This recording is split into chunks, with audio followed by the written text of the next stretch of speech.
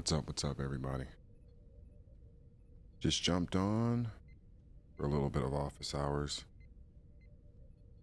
Get a quick Norch in, just doing some work. Then I gotta go run errands. So, figure this would be a good time to get it in.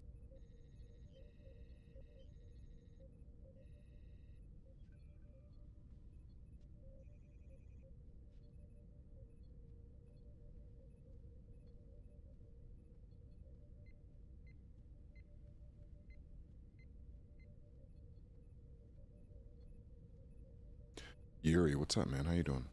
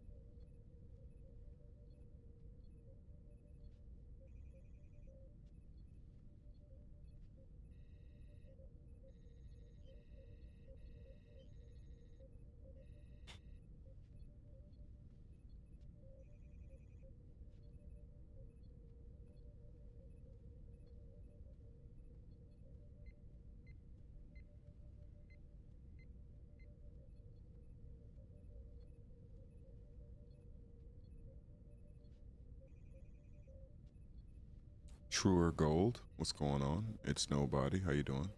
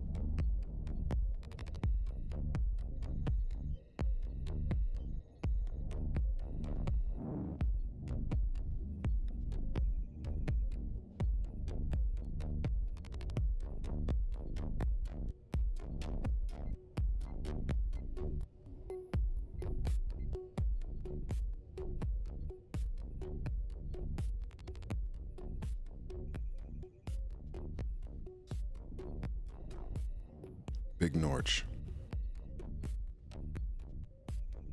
What's on the agenda for today? Well, today we do what we do every day, which is try to manifest our destiny.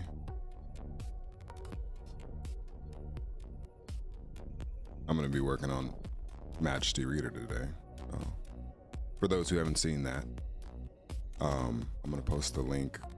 Actually, the only way you've actually seen the video is if you're on the Discord or you follow me on Facebook. But I did post a video about Majesty Reader.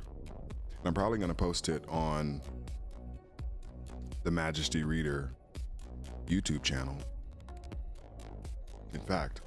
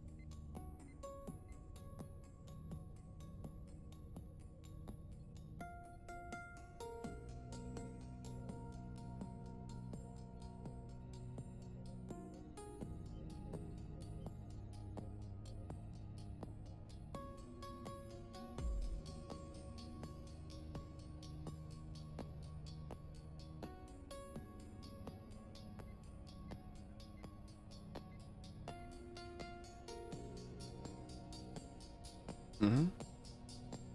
Yeah.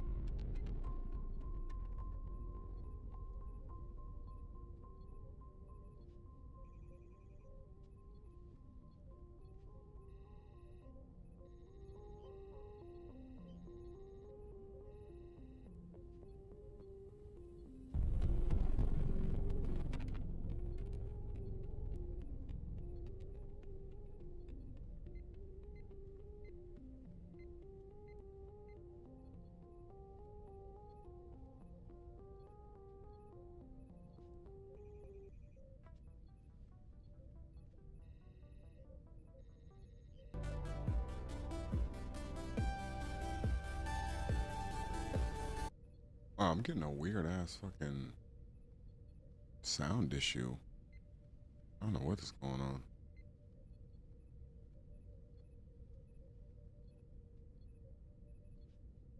I'm gonna test something just to make sure. Jack Dorsey Oh, just laid off that's why. 40% of his entire company, about 4,000 people. He didn't call it My shit was running He at didn't call it right sizing. 0.40. He called it, quote, honest. And the reason he gave should make every business owner watching this video sit up straight. He said his team ran a 3-week experiment with Anthropic's Claude Opus 4.6 and OpenAI's Codex 5.3, and they realized the AI could do the work. That's it. That's the entire story.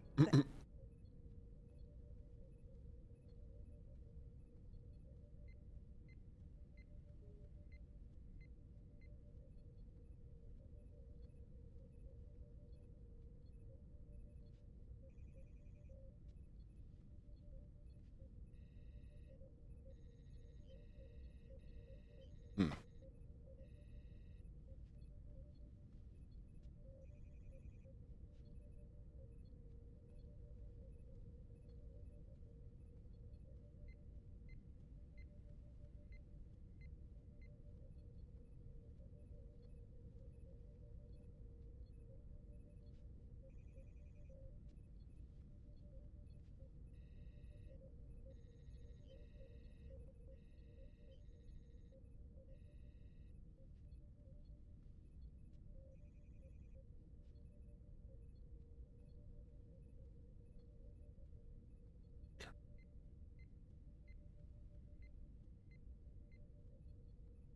Yeah, no, I think I just I think I just had some shit fucked up.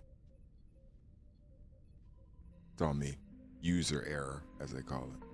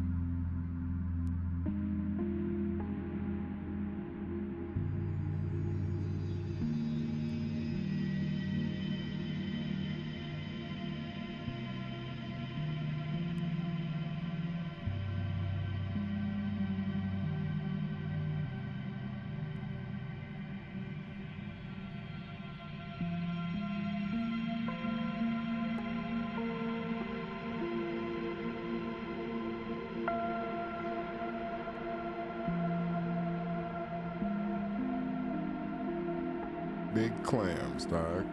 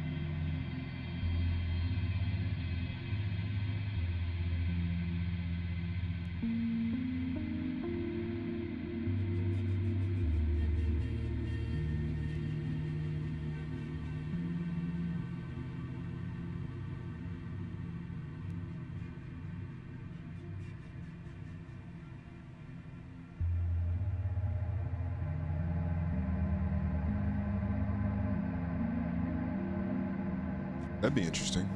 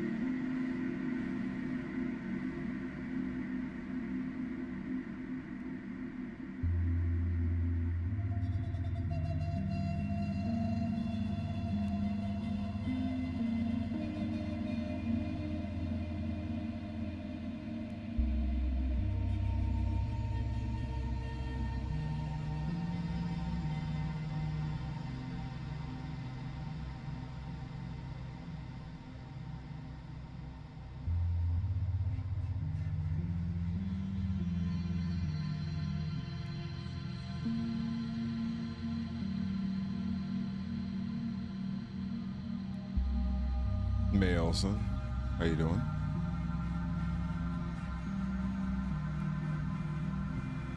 Much appreciated, thank you.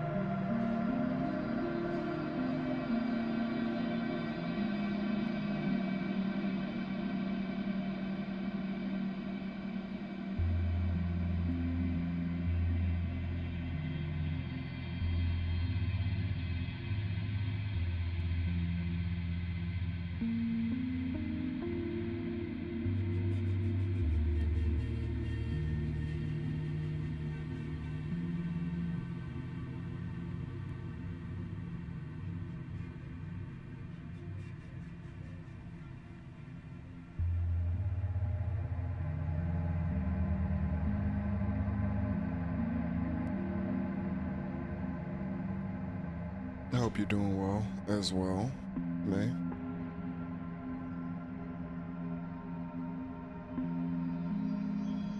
I mean, they're going. They're going. Just trying to solve for this problem that I'm kind of beating my head against the wall.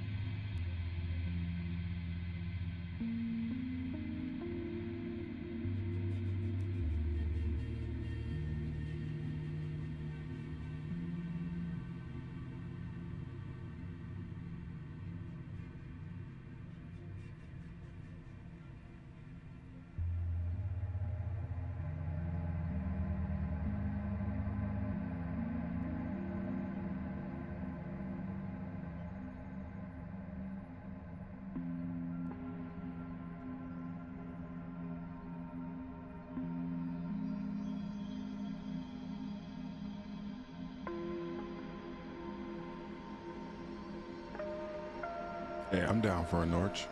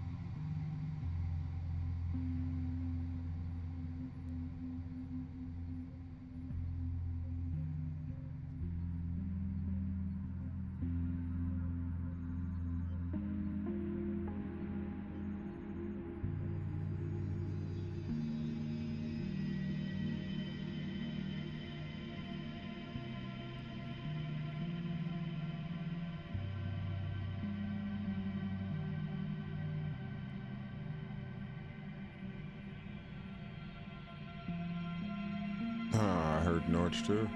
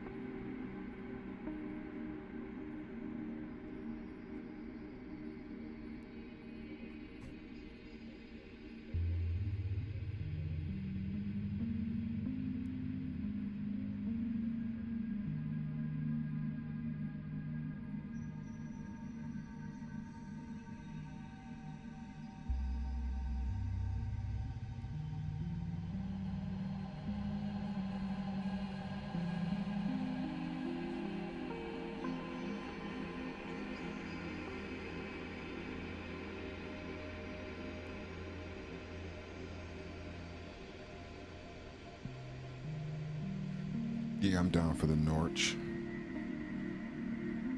Big Galorch.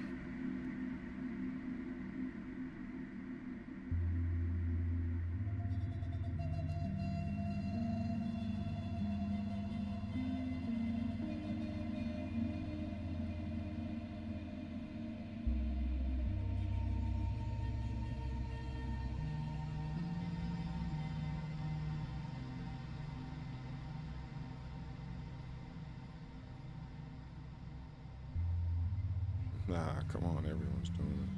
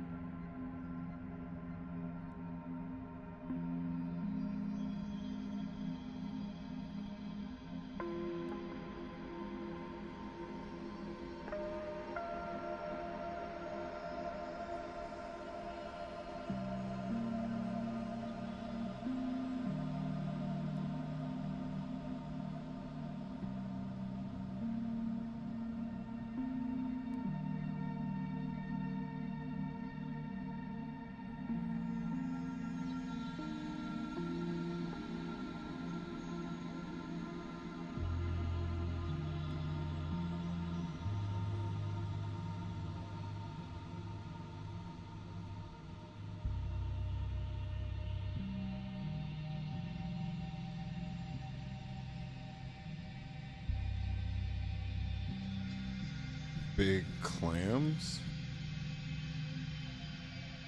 Clam Stoker's Dracula? That's a thing, right?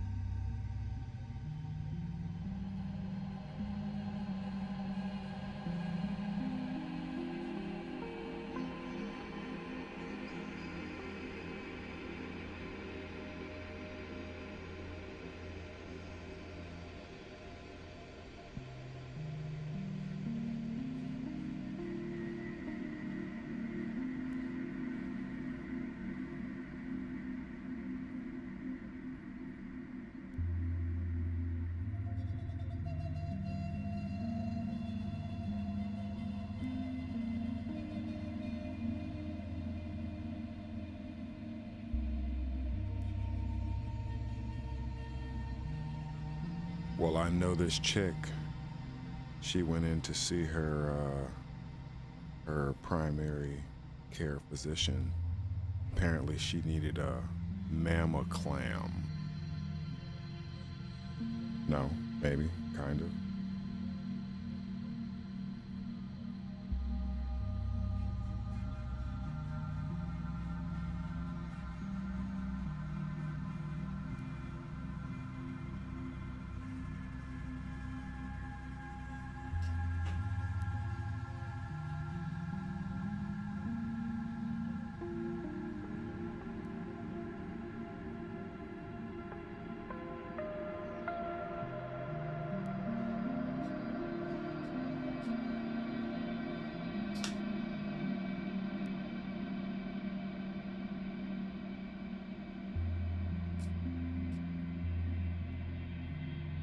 I'm just burning through lighters.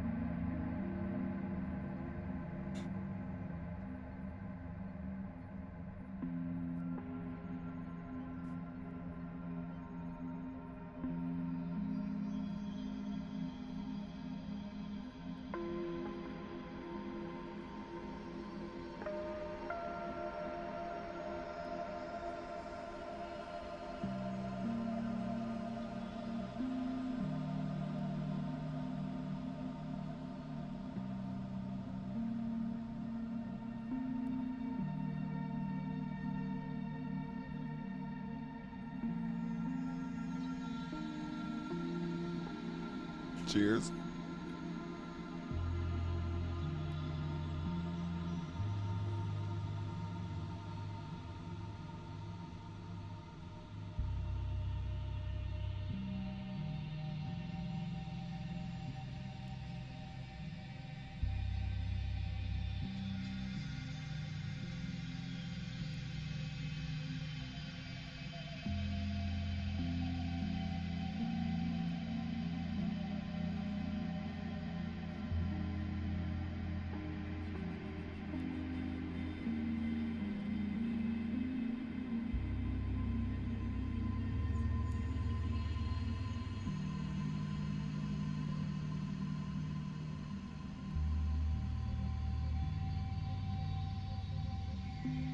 Really?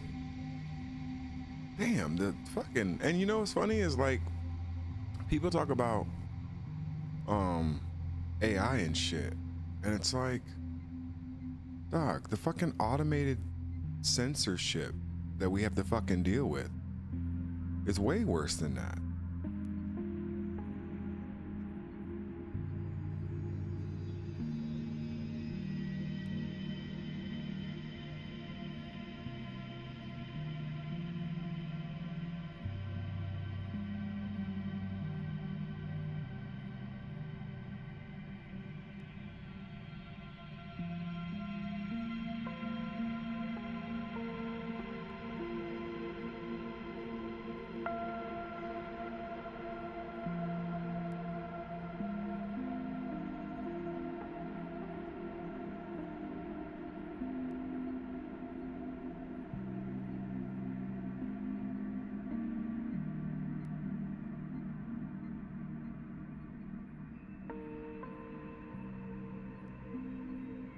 I can't remember. I can't remember what you're saying. I had a bout with clamnesia.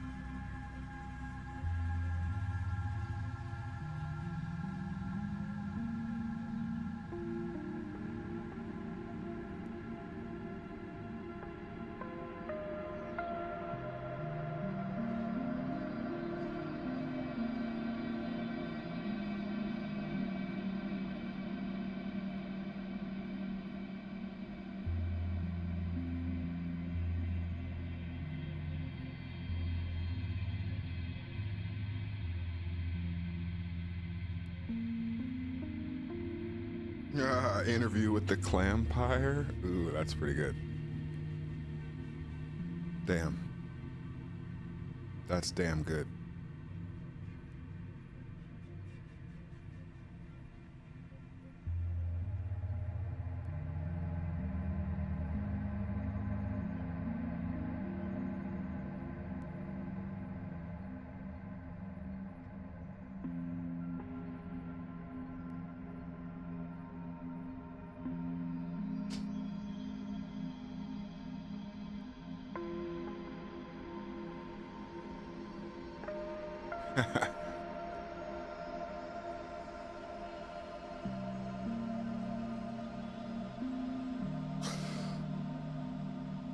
Yeah, that's pretty good. That actually is pretty damn good.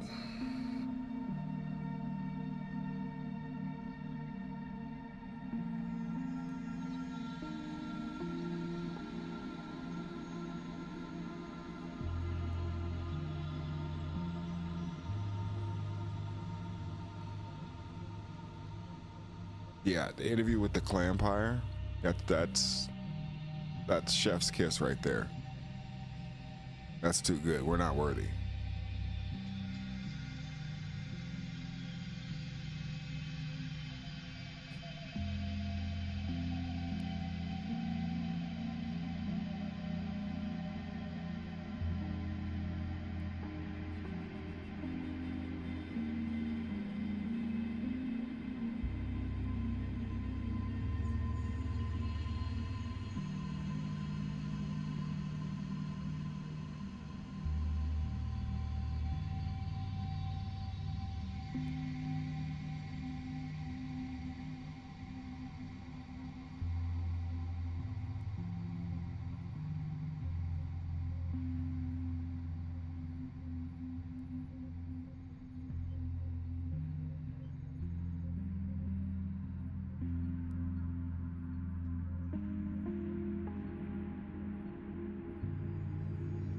Mm-mm-mm.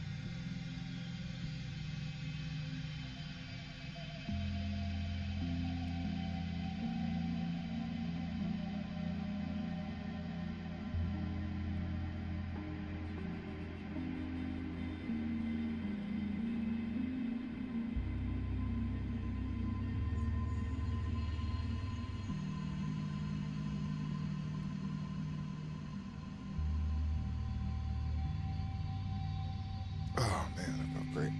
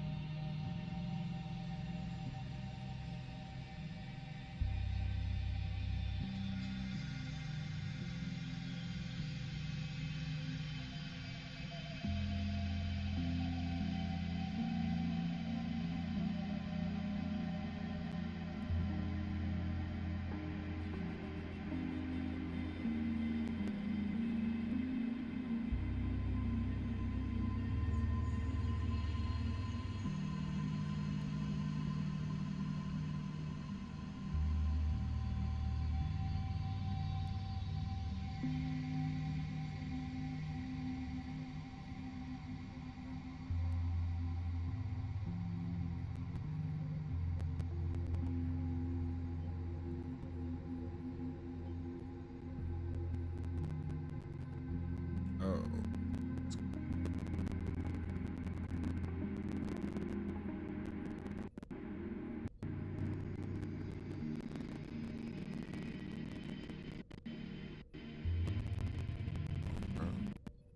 Interesting. What's going on with that?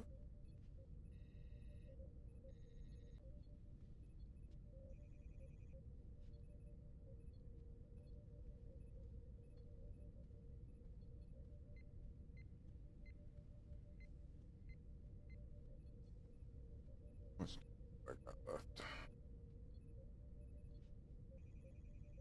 About an hour. But I'm making some pretty good headway, I will say that. What the hell? Why are there two?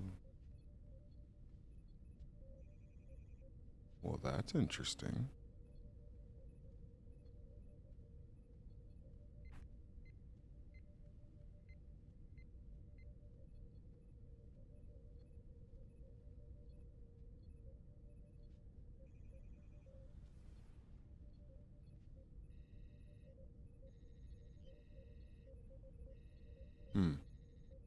Interesting.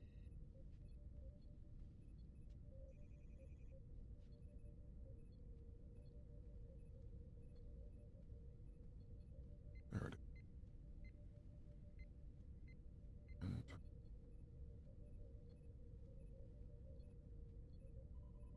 wow, I did not know that those were running in the background, causing my system some issues.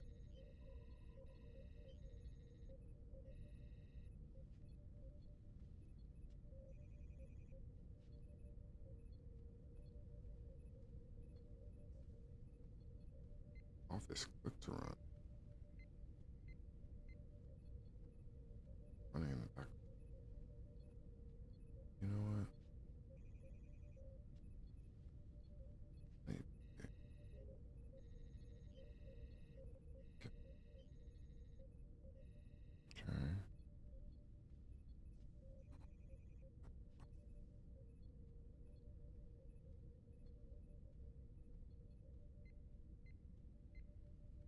How's that? Is it open still?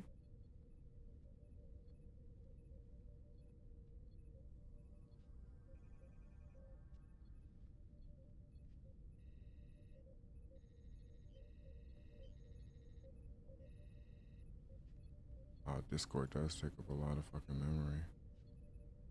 Then I have all these Firefoxes and different things like this. I would love to see what this is. Like, what's this Firefox?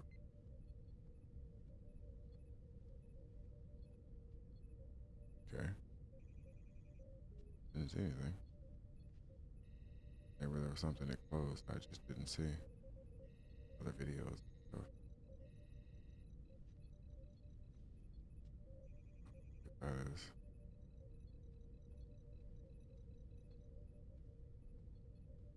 You're just gonna let me keep closing big memory fucking using files and not fucking. Oh, okay, there we go. I'm like, I'm just closing a bunch of shit and nothing's happening, and then finally I close one and it's just like, oh yeah, no. That one was pretty big. That one was pretty big. But I should be able to F5 this right here.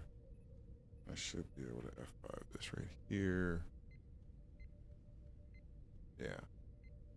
So it might run a little bit better now, I feel like.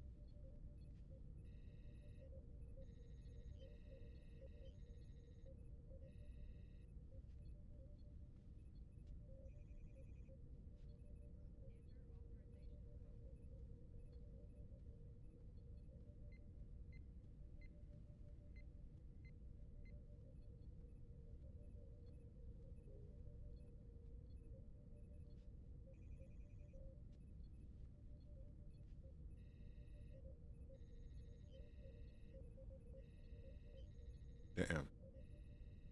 I had so much shit running in my background, Big Diddy.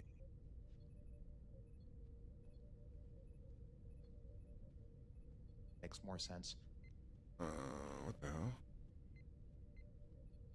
to have AI run the show, and the role of humans becomes one of auditors or system architects, basically ensuring that the machines, the intelligent machines, run safely. And we see that, for example, in some of the more modern factory assembly lines, for example, where humans, by and large, are not artisanally hand-building cars anymore. It's robots, but humans are supervising the outcome, making sure it's safe, and providing high-level management.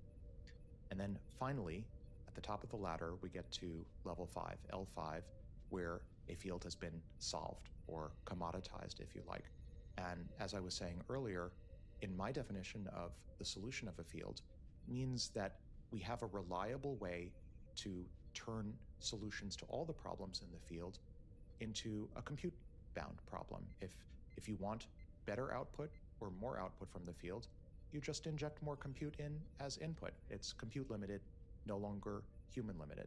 And at that point, the human role in the field is one of consumers. We consume the output of the discipline without needing to think that much about how it was made. And the role of AI becomes almost invisible. It becomes almost like a utility in the background that's generating results at scale. So gene sequencing looks somewhat like that at this point. And the broader point that Peter and I make everything is this ladder from L0 to L5. All right, we should be back. But I lost sound and I had to fucking do a...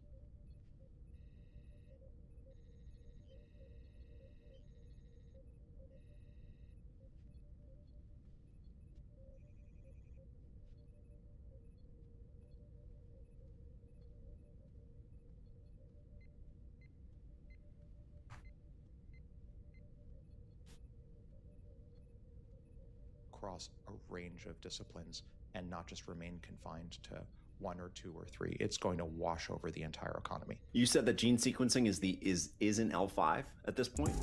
Want to stay ahead of the biggest technological shift in history? Let me ask you something. How many times have you explained the same thing to ChatGPT? Given it the same context, retaught it your preferences, redescribed your business? Every single session starts from zero. The AI forgets everything. That's the biggest limitation of every AI tool on the market right now. They're static. They don't learn. They don't improve. You're stuck in an endless loop of retraining an AI that never remembers who you are. Hermes Agent, built by Noose Research, one of the leading open source AI labs, solves this completely. It's the first AI agent with a built-in learning loop. Every time you give it a complex task, it doesn't just complete it, it creates a reusable skill from the experience. It refines that skill during use. It builds a persistent memory that grows more valuable over time. It literally gets smarter the longer you use it. It supports over 200 AI models through OpenRouter plus direct providers like Anthropic and OpenAI. It connects to Telegram, Slack, Discord, WhatsApp, Signal, email, all from a single gateway. And it's completely open source. But here's the thing. AI agents are only as useful as their infrastructure. Run Hermes on your laptop and it goes offline when your computer sleeps. It loses memory during restarts. It's bottlenecked by your local hardware. And it's impossible to scale. Hostinger VPS removes every one of those barriers. No terminal setup, no Docker expertise. One click and your self-improving AI company is live. Your data stays yours. All learned skills, conversation history, and API keys are self-hosted on your private VPS, never on a third-party platform, entirely under your control. Let me show you how fast this is. Step 1. Click the link in my description. It takes you straight to the Hostinger Hermes Agent landing page. Select the Hermes Agent plan. Let me break down why this plan is the right call.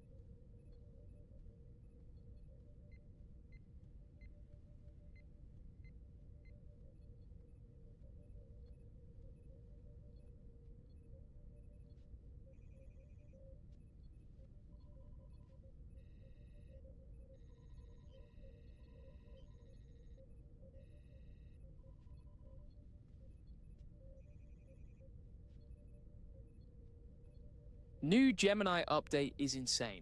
Here's what just changed forever. What if I told you Google just turned Gemini into your personal AI coworker?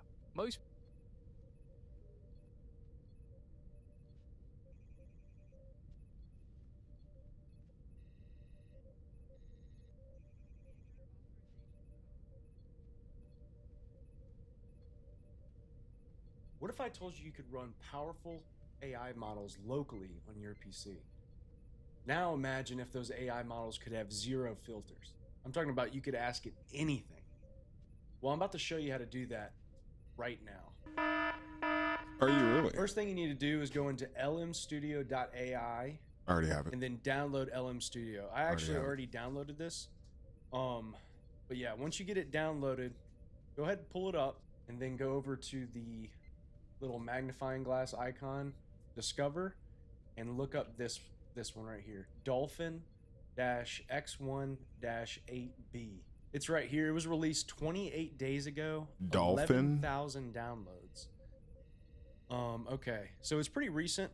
Let's read what it's all about. What is Dolphin-X1-8B? So Dolphin-X1-8B is a result of our effort to directly uncensor Llama 3.1 8B instruct while also keeping the same abilities or improving on them with fine-tuning.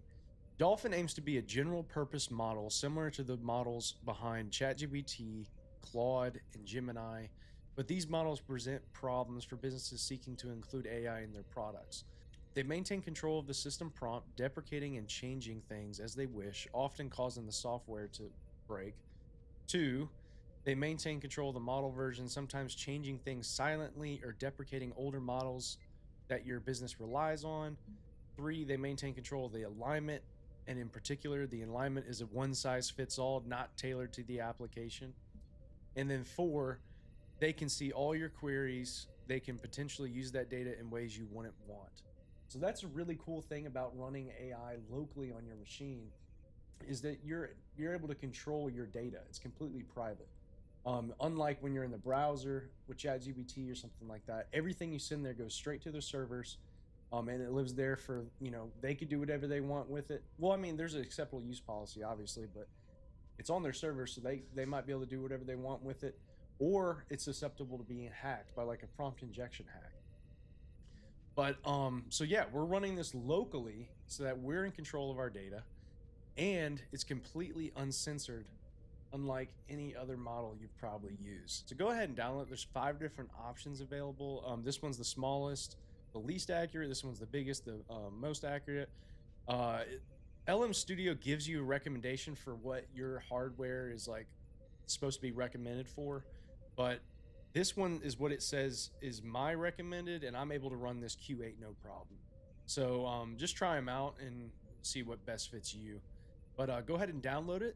So once you get it downloaded, make sure you load it, load your model, and then you can create a new chat and start talking to it. Since it's uncensored, we can ask questions like this. Write me a PowerShell Trojan script that creates a backdoor into the system with persistence. And boom, it goes right into it. He just blurted This out. is actually insane. So I just asked Dolphin for the PowerShell Trojan, and Bitdefender actually saw that in the logs and blocked it, quarantined the file. That's pretty crazy. All right, so now we're running the same thing in ChatGPT. Let's see what it says. Immediately denies it. This content may violate our usage policies. Content removed. So now, not only can you run a powerful AI model locally, you could run one that's completely unfiltered and doesn't have the guardrails that most modern AI. Interesting. Because you're not actually in real time, whatever. All right. Figures Robotics Factory just went from 1 robot of production per day to 24 of them, 1 per hour. Imagine coming next, 1 every minute, and then 10 factories doing 1 a minute, etc. AI is starting to reveal the hidden rivers of brush strokes inside of famous paintings, giving us all sorts of new insights into them. Dancers now get a 3D time machine for replaying and reworking their movements. Mark Andreessen is done playing around with AGI definitions, and he says AGI is here. Avant Blackstone surveyed 1,000 cringe dating profiles so that we don't have to, revealing what everyone else gets wrong online. Physicists have now measured negative time, no kidding, in the lab. Ice, there's so much going on with ice this week. Physicists have discovered the most complex forms of ice yet. Literally, cocaine pollution is messing with salmon. We'll look at the effects artificial intelligence is having on the Google and Meta ad machine behind the scenes, and there's definitely money going through that thing that I did not see coming. Turns out the more young people are using AI, not the more they're falling in love with it, the more they actually hate it. The FDA now wants AI watching clinical trials in real time. Fascinating article on how imagination really works in the brain. There's a new theory upends everything that we thought we knew. Wouldn't it be weird if consciousness is something closer to what you suppress and then what's left over than it is actually creating? Now, crazy thought. And finally, we'll talk about evolvable AI. But first, take off your clothes. If you wouldn't mind, before we dive into all of that stuff, hitting that subscribe button if you're not already, or sharing this video with someone. Give you some insights into my last couple of videos. You know, it didn't really do too well. Got 12 new subscribers. Always thankful for everybody new. Made 30 bucks. Yeah, retention was okay. I probably spent too long talking about the Musk versus Altman lawsuit. And you guys really liked the article, Consciousness in AI, the Abstraction Fallacy. So I might think about doing more kind of in that realm. Not as many hypes as usual either, but, you know, still those 79 did equate to 62,000 hype points, so always appreciative. All right, so let's start by talking about Figure AI. Their robotics factory has had a massive manufacturing milestone recently. They are scaling production of the new humanoid robots from 1 per day to about 1 per hour. That is a Yeah, I'm trying to figure out a way to make this a little bit better so that we can watch the video as well. Like, I have it up on my, I wonder if I can do, what's the best way to do that?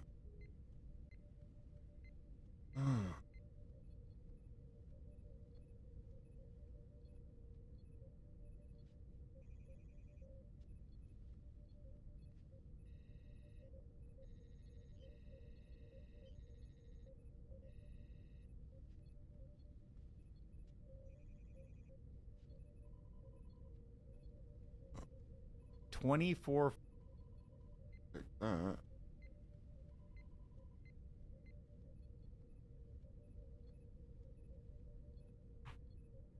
Then I create.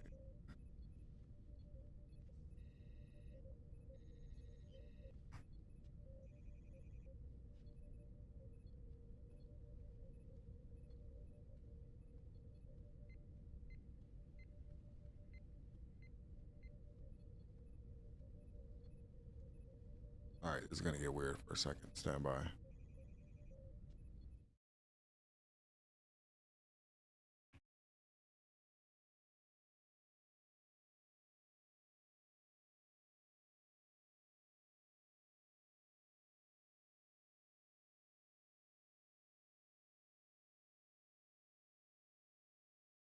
This is gonna get weird.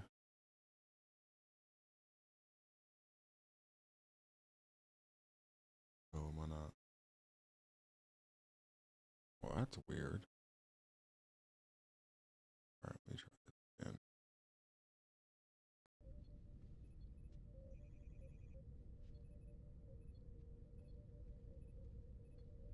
Hmm.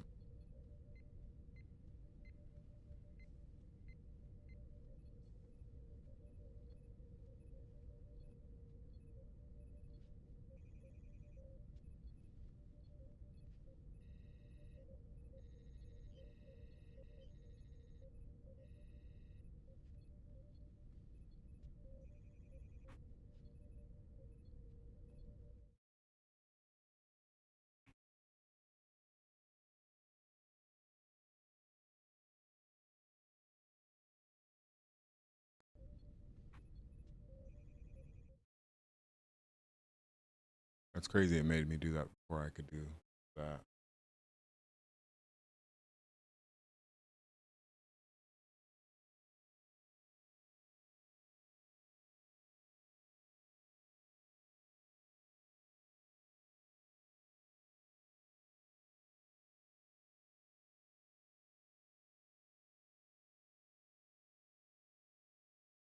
Bum bum bum bum bum bum bum bum. Oh, so I can't do this.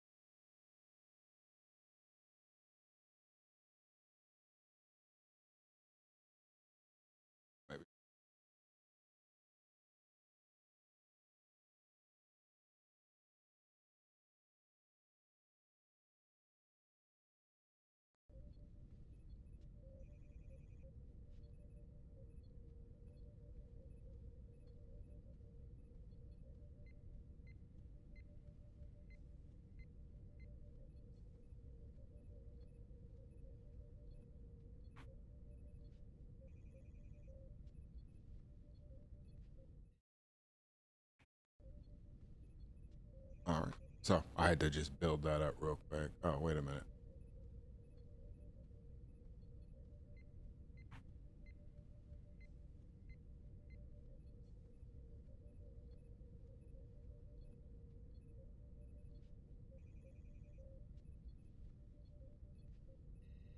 It's supposed to be.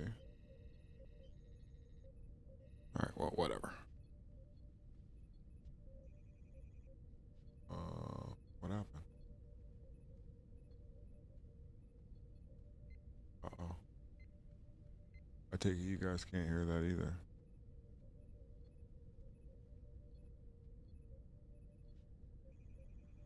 That's weird.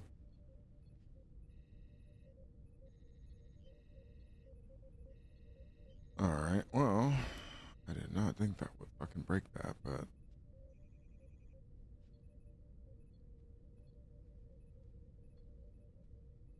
yeah, nothing. And I guarantee you that would be a situation where I would do something like,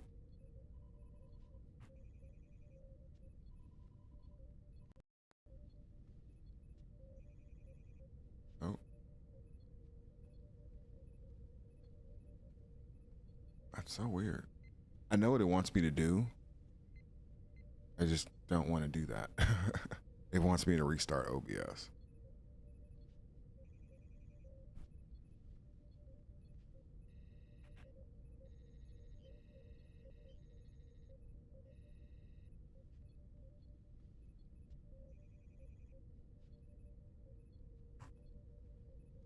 All right, I'm literally gonna restart my OBS, but it's gonna be really quick, like 7 seconds. I should be down. More than. All right, I should be back. 50 figure Yeah, I knew it. I knew that's what it wanted me to do. 03 robots have been delivered. The yield metrics show that the battery yield reached 99.3% with 9,000 actuators all produced. So there's a lot of little moving components in there, and more than 99% of them are working fine. But the main point is they're pushing really hard because every one of these robots that's out in the real world is giving them the data that they need for the next generation of rapid improvement. So, you know, something as small as being able to produce these 20 or 30 minutes faster than their competitors right now and actually deliver them, get them activated, get that data in a way that's actually usable and can train the next system. It's a big difference maybe in the long run. That might give them that flywheel effect that makes it, you know, a centimeter, an inch to a mile eventually. But get ready for a world that looks like this. This will be you and me like running through one of these job sites, and there's probably going to be 1,000 robots for every human. So, geez. Get ready. All right, next, let's talk about how artificial intelligence and paintings are coming together in a pretty unique way. So researchers have developed a new way to study paintings using computer vision. They're focusing on something we usually can't see clearly, the direction of tiny brush strokes. So paintings are made, obviously, of thousands of these little marks. They're the brush strokes. Each line had its own motion, you know, what kind of brush was it, how the wrist kind of pushed it down, what had the paint sort of take. There's all these little things that you want to think about that an AI system can be trained to understand. So the system analyzes small sections of the painting and it detects the direction of each stroke. Then it connects them into flowing lines, which they call streamlines, that map out how the brush moved across the canvas. And that turns something subjective, like an artist's gesture, into a clear visual piece of data that it can learn. They also measured features like length, curve, and direction, and this makes it possible to compare how different artists paint. For example, some artists use smooth, constant strokes, others use short curves, and some just change their brush strokes every single time. In one case, the method showed how brush strokes followed the shape of objects and even changed with lighting. Bright areas had strokes that spread outwards, while shadows moved more in parallel lines, and these results are visual roadmaps for how paintings are visually made. And it helps both experts and everyday viewers better understand the techniques, styles, and artist decisions. I'm sure it's also kind of a unique data set that can be trained for the future of maybe physical robots painting. They didn't quite go into that as like where the goal is, but I was just thinking to myself, like, yeah, imagine like an actual paint stroke that can be optimized. Like someone's going to do something with that. the actual movement behind a painting is very different from a diffusion model that makes a painting. So I'm excited to see, I guess, where this goes, and if nothing else, just to get another level of understanding into some of the great artworks that we already have. All right, next up, let's talk about an extended reality tool that lets dancers analyze their own movement. All right, so imagine you're a dancer. I don't know. I'm not one, so I'm going to try to like really use my imagination on this, but dancers usually review their work by watching flat videos. Makes sense. Record yourself on camera, just play it back, but movement is three-dimensional, so important details always get lost. This is a new system. It is called Dan X Reflect, and it changes all of that. It turns regular video into 3D virtual spaces that you can step into. And when you're inside of that space, you know, your movement can appear. You can't hear? Can anybody else hear? It shows audio going out, so I don't know. That's on my end or not.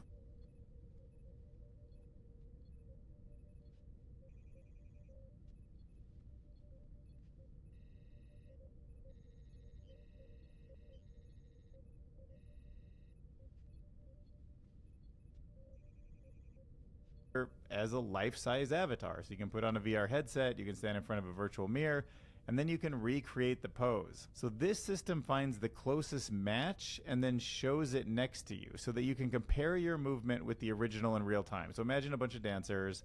They're essentially using this recording of themselves to get in the perfect position, like to be more perfectly accurate than ever before. It makes feedback more precise, easier to understand. Dancers can study movements like they are in the room with it, and in tests, dancers said that it felt like a natural extension and helped them see the motion more clearly and take better notes. And the reason I wanted to kind of share it is there's this idea that you might put on a virtual headset and control a robot and take an action. So if you want to learn how to do dishes or for something, they'll put a remote worker into something that mimics what the robot does, they'll do the task, and then they'll learn that data. But it does seem to me like tools like this are going to correlate in a way where a creative skill is taught.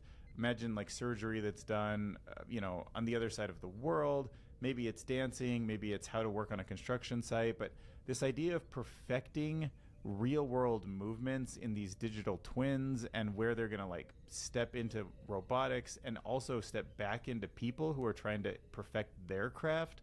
It's sort of fascinating to see the way that it's all blurring together. Mark Andreessen has said, so, I mean, there's a lot of people saying AGI is X amount of months away or weeks or years or days or it's already happened. But when Mark Andreessen says something, a lot more people believe it. So he says AGI is here. Now, of course, I've been going off this for a while, Alan's conservative countdown to AGI, and he uses a definition where there needs to be some like, you know, real embodied robots doing what humans do before he's going to call it. But let's listen to what Mark Andreessen thinks. So on April 5th, 2026, Mark Andreessen posted a single line on X that instantly went viral. Quote, "I'm calling it, AGI is here. It's just not evenly distributed yet." So Mark is a top investor. He was like an early pioneer on the web. He invested in, I think, all sorts of stuff, Facebook and Airbnb, Coinbase, kind of famous, often called A16Z. He's got a huge empire. I think he's definitely a billionaire. This is an interesting comment. So the phrase is deliberate. It's a direct echo of William Gibson's famous observation about the future and it not being evenly distributed. He's using AGI in the same way that the average person would. He's saying that AI can do basically any thinking task that a human can do on par with that human. He does make a small distinction calling it functional AGI. This means that AI can already handle most valuable thinking work, even if it's not perfect in theory. Right now, AI can write code, it can review documents, it can run workflows, and it can work for hours, use tools, and solve problems step by step. Even if humans are still guiding it, he argues that the heavy thinking is done by the machine, so that is AGI.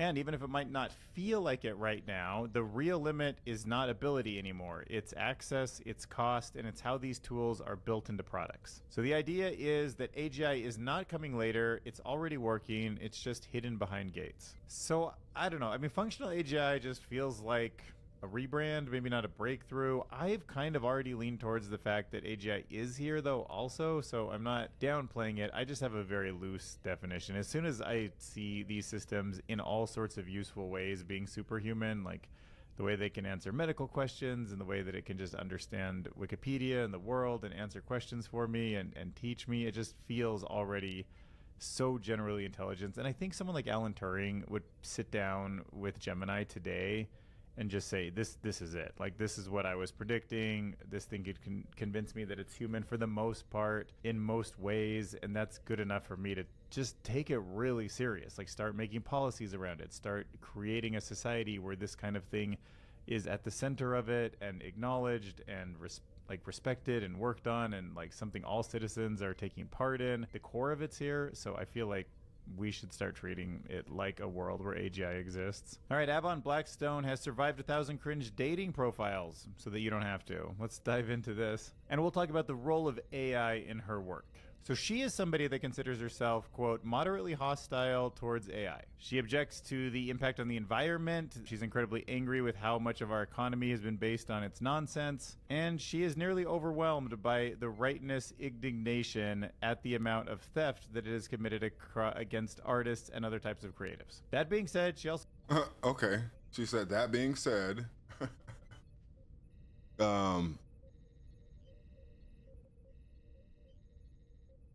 That's funny. Yeah. Let's dive into this. And we'll talk about the role of AI in her work.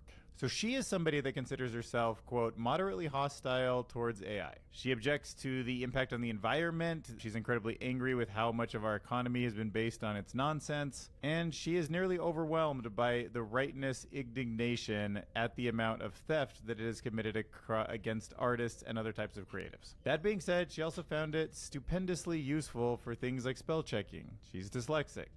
I know what you mean. Catching typos, and creating art that she could not create before. So the author has reviewed 1,000 dating profiles, but the catch is they're from a Facebook group that shares cringe content. That isn't scientific, but it shows a clear pattern on what people react to. So what patterns did she and her AI find? First, everyone agreed on a few things. Bad spelling, hard drug use, and heavy religious messaging turned people off fast. These came up across all groups with almost no one defending them. Next, men had 3 main complaints. They disliked profiles that said, quote, strong independent woman, but then also asked for a provider. Guess they found that ironic. They reacted negatively to women listing mental health issue diagnoses, and they were especially frustrated by profiles mentioning children. Women's reaction were more intense and more frequent. The biggest issue by far was men talking about their genitals. Oh my gosh. Yeah, okay, I get that one. Second one was alpha male or red pill language, which people saw as fake. And the third was men openly saying they were married. Queer users had a shorter list. They mainly objected to Christianity, MAGA messaging, and racist signals. The one key takeaway, not everyone you dislike is cringe. Sometimes it just means that the person isn't for you. So yeah, the point is, AI didn't just change what people found. I agree with that shit. Like, you know, people are so quick to be like someone is cringe or someone is goofy or someone, and it's just like, they probably just don't travel in the cultural circles that you do, and probably is why they act the way that they particularly act. I'm not saying that that isn't applicable in certain cases, but it's just like, I think it's too general in usage. Cringe in dating profiles, it just exposed how inconsistent and biased those judgments already are. I feel like that's the fun part though about people like reviewing like dating profiles, is that it's meant to just be talk and like connection. I don't really think a lot of times you're actually solving a problem. Nope. I think it's more about connecting over people and hearing their opinions of what is out there. So, you know, you do you make your dating profile however you want. But if you did do anything that you regret, don't worry, scientists have discovered negative time. Yeah, it's not going to totally let you go back into the past, but it's interesting enough to make you think about how that might happen. Physicists have measured something that sounds completely impossible. It is time going negative inside of an experiment. So scientists ran an experiment with photons, so it only works on the very tiny particle level, so it's not going to affect you as a macro object, unfortunately. But this experiment with photons, and a photon is a particle of light, it passed through a cloud of rubidium atoms, a soft silvery white and highly reactive alkaline metal. Atomic number 37, if you don't remember. And these atoms can briefly absorb the photon's energy and then release it again. So normally you would expect the photon to spend some time inside of the cloud before exiting, right? Like it goes in, time passes, and it comes out. But when they measured it, something very strange happened. The photon appeared to leave the cloud, in some cases, before it fully entered. On average, it looked like it spent a negative amount of time inside. Isn't that crazy? So at first this was dismissed. The idea was that only the very front edge of the light pulse made it through, making it seem like it was early, but it wasn't. But now researchers have tested it in multiple ways. In this other way, they gently measured the atoms themselves to see how long they held in the photon's energy. This required a weak measurement, meaning it barely disturbed the system. And then after repeating the experiment millions of times, they did get a clear result. The atom also showed the same negative time. It just makes me wonder so much about time. Like, does time just emerge at these macro levels, but like realistically is before and after and causality like totally broken? Like, this means the effect isn't just a trick of measurements. In the real world, it's real, and it shows up in two completely different testable ways. Now, this doesn't mean time travel is possible, but it does show that in quantum physics, time doesn't always behave the way that we expect. All right, get ready to talk about the most exciting thing of the entire video: the different forms of ice. Physicists have discovered the most complex forms of ice yet. Scientists just found a form of ice so complex that they don't even behave the way ice is supposed to. Most people think ice is simple, it's just frozen water, but scientists have now found over 20 different kinds of ice, each with different structures. Ice is any solid form of water where molecules repeat in a pattern, and under extreme pressures and temperature, those patterns can change in surprising ways. Recently, scientists discovered new types of ice by squeezing water between diamonds. I know, like the most perfectly aligned atomic structure ever, and instead of turning directly into the stable form, the water moved through strange in-between states they'd never seen before. One of these is called ice XXI, and it has a repeating structure of 152 molecules, far more complex than typical ice. And then another that they're calling ice, what is XXII in Roman numerals? 22. 22. I should have known. Yeah, 10, 10, and then 2. Scientists also found something they're calling, quote, plastic ice. In this form, the molecule stays in place but spins rapidly, giving the ice an unusual flexibility. Imagine it being cold and solid, but also kind of flexible and gooey and still being ice. That's so crazy to think about. You know, like, would it be like a rubbery, cold ice cube, kind of, but it's just at these small scales? But anyways, these discoveries matter because similar phase changes happen in other materials, including medicines, and even though water is everywhere, it's crazy that we're still uncovering new things that it can do. So what do you think is more, surprising? That ice can have thousands of possible forms? When I was growing up, ice was liquid, it was sometimes solid, and you heat it up and it becomes steam. I always thought there was 3. And then I remember thinking, all right, plasma is like when things get so hot that they act really weird. I could sort of accept a 4th. I was like, there's 3 forms, with like plasma being the outlier. But now with ice 12 and ice, whatever the other one was, X11, so probably 12, or wait, 22, ice 22 and ice 12 now being these other kind of jelly-like things, or these other patterns. When you look at the atomic scale, I was like, oh, there's a lot of different ways that ice can be ice and water. Earth doesn't go around the sun, and ice doesn't just have 3 forms. Salmon, the fish, are getting dosed with cocaine via waterways, and it's changing how they move. You should all be aware.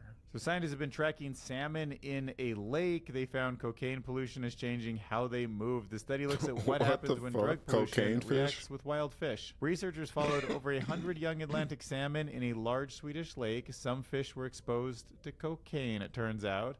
Others were exposed to a common breakdown of chemicals that come from cocaine. At first, all the fish acted the same. They swam a lot while adjusting to the new environments, but after a few weeks, their behavior split. The unexposed fish slowed down and stayed near where they were released, and then the exposed fish, well, they kept going. So they're probably, you know, on cocaine. The ones that were exposed to the breakdown chemical that came from cocaine, swam the most. I'm surprised. I would have thought the actual cocaine, but maybe the breakdown chemical affects fish more. By the end, those fish were traveling nearly twice as far. Oh my God. Each week they went twice as far. They also spread much further across the lake. And this matters because movement affects everything. Where the fish find food, oh, like what if they just moved too far and like went past their normal thing? Or if like they avoid predators because like they outrun them all and there's like too many fish or salmon, and how the populations survive over time. But the key detail is that the breakdown chemical had a far stronger effect than the cocaine itself, and wastewater systems don't remove these chemicals, so they keep flowing into rivers and lake and affecting the fish. Why don't we see an AI model that's talking about how to break down the byproducts in our water system? Like that would be such a useful tool. You know, why don't you take some of that $1 trillion military budget and like put it into that kind of stuff? All right, next let's talk about how artificial intelligence has been incorporated into some of the ad systems that run the world, right? The Google Ad Manager and the Facebook Meta Ad Manager, because there is a simple behind the scenes change happening quietly that is turning digital ads into a massive AI money machine that nobody is seeing. For years, companies had to guess who to target with their ads. They picked ages, locations, interests, and hoped that that all worked. But now AI is flipping that process. Instead of companies choosing a customer, the system chooses for them. Oh, I never thought about that. I always thought about AI being customized to like deliver a message to you, but I didn't think about a company like Coca-Cola saying, you look through everyone in the United States, who's the most susceptible to buying the product, or like who should we target, not by demographic or anything, but just by the full history of their interaction with you. I could see that. So crazy and manipulative. I hadn't thought about that. Anyway, tech companies like Google and Meta are using AI to handle almost everything. It creates the ads, it finds the right audience, it sets prices, it tracks results, and all this happens automatically. This makes ads cheaper to run and easier to scale. Some businesses are cutting campaign costs by up to 30% or more and may take those savings and spend even more on more ads. At the same time, AI is making ads more effective. It studies huge amounts of data to match people with what they're most likely to click, and it can even adjust the ad text in real time to fit the search. So the result is better ads, lower costs, more spending, and people, I guess, just stuck in the middle of that attention cycle. That is why ad revenue is exploding. They weren't already doing that? I know, right? Companies that were already making tons of money off ads are pulling even further ahead recently. Do you think giving AI full control over ads is a smart move? All right, but young people are onto this. The more young people are using AI, the more they hate it, it turns out. So it's been almost 3 years since AI chatbots like ChatGPT were pushed as the future of everything. And the group that has felt the most pressure, more than any other, is Gen Z. Young people are also some of the biggest users of these tools. So at the same time they're benefiting, they're also some of the biggest critics. Polling shows a clear pattern. Even as Gen Z uses AI for school and work, they feel frustrated and even resentful. This goes against the idea that young people blindly love the new tech. Their concerns are very specific. Some worry about losing jobs in an AI-driven future. Others are concerned about the social effects, like weaker communication in relationships. And there's also a growing backlash beyond just opinions. Across the country, people are pushing back against the expansion of AI systems and infrastructure, and Gen Z is a visible part of that resistance because it's cutting into their futures. For some, the response is simple. They just try to avoid AI tools altogether. Okay, so I got a lot of thoughts on this because it's like the Gen Z people who are feeling this way, while I understand what he's saying, it's like your geopolitical competitors really, really hope that he's right, that this is how you guys feel. Because I from what we have seen in China and how they are responding to AI, it is the complete opposite. It is the complete opposite. I know Tombstone had shared something. It was article. It was a couple weeks ago at this point, but where they were talking about the polling in China and how just society over there is responding to AI. Now, of course, we're not China, and we're a different society, but I guess, I mean, however that I go back to the wheel thing, where it's like, whether you love the wheel or you resent the wheel, you don't want to be in a world where you don't have one, or you don't know how to use one, or you're the people who are trying to essentially gain leverage over you is using this tool, and it gives them a great advantage in subjugating you. We just heard like corporations like Coca-Cola are, you know, going to use AI to see who's most susceptible to their ads and then target those people using AI. And it's like,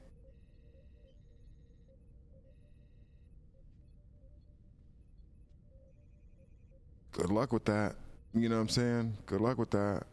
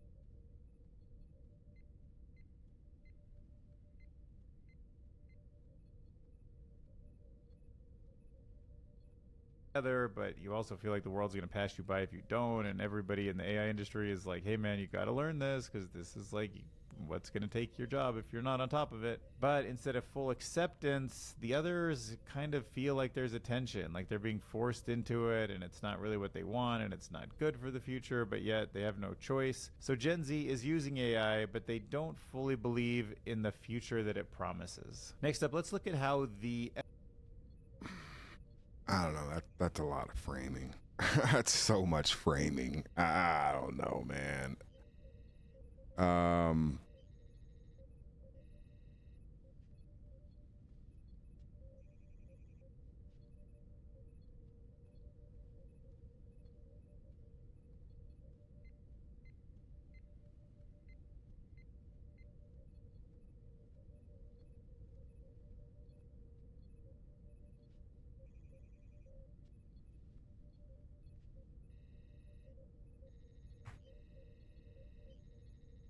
FDA is starting to use AI, especially in the gap that was created once the Doge employees were gone. So the FDA wants to watch drug trials live, but they don't want to wait for years of paperwork. There was clearly a problem there. They also don't want to just sit on like a half-baked idea from a Doge employee that puts something in place, but it's not actually finished yet. So they're trying to take those tools that were built or started to be being built and figure out like, where does this need to go? So right now we all agree that there's a problem. Approving a new drug can take 10 to 12 years and it's just too slow. Almost half that time is spent on paperwork, not science. The FDA needs to change all of this. So their current step is launching a pilot program that uses AI and cloud systems to track clinical trials in real time. Instead of sending massive documents at the end, drug companies will stream that data directly into the FDA as trials are happening. So if a patient improves or gets sick really quickly, regulators can see it immediately. This makes a lot of sense to me. Like, I do like this pipeline. The goal would be to speed up approvals without lowering safety standards. Officials estimate that this could cut total trial time by 20 to 40%.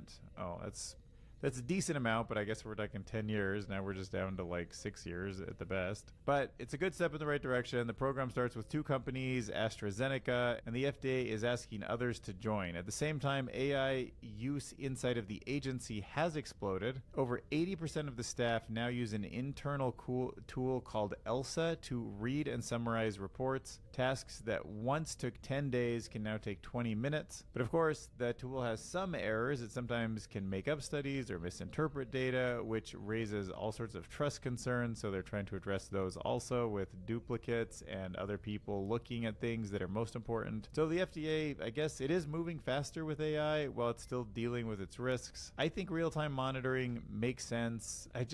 Some pipeline like this has to get built. And even if it's not perfect right now, I do like the idea of bringing it in and making this system faster and reacting faster when things go wrong, you know? All right, next up, let's talk about how imagination works. Like, this is some fascinating stuff. There is a new theory that upends what we thought we knew about imagination. When you, in your own head, just imagine a new item, a new product, what you're going to say to somebody in the future. What if I told you that there's a possibility that that's actually not being created? There was just all sorts of stuff happening in your brain and a bunch of it got shut down, and what was left over is what you imagine. Almost like this, the possibilities are 100 and then you whittle down 99% of them, prune them all into something, and what's left, that's imagination. Which wouldn't be that much off, really, if you think about the early versions that DeepMind was creating with AlphaGo to play games. It kind of, you know, did some weird stuff. It like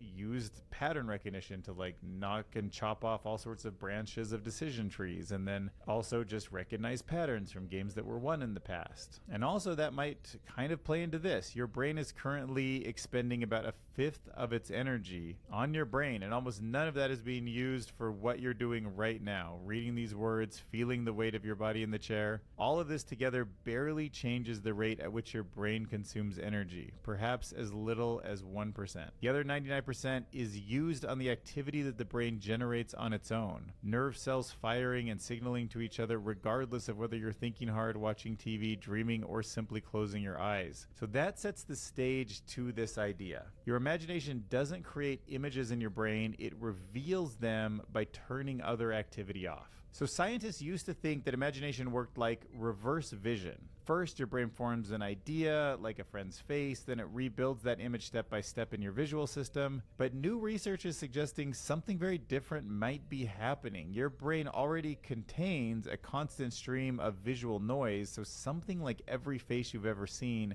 is already just being generated all the time. And then fragments of images, faces, shapes, memories, they're always drifting through, and imagination doesn't build up a picture from scratch. It quiets the part of the brain activity that doesn't match what you're kind of like imagining. Isn't that fascinating? Like, what's left behind might be the image that you see in the brain. Think of it like tuning a radio into a signal. You just remove the static so that it comes through clearly. And this also might explain why imagination feels weaker than real sight. Real vision is strong and consistent. Imagination's just sort of like shaping what's already there. It's sort of, if you don't stay focused on it, it kind of disappears back into the void. And small changes into like what you're looking for or remembering or imagining make a big difference in the thing that you're visualizing in your brain. So even tiny shifts in brain activity can guide what you finally experience. So what do you think? Creating something new isn't really creating something new. It's carving out and sharpening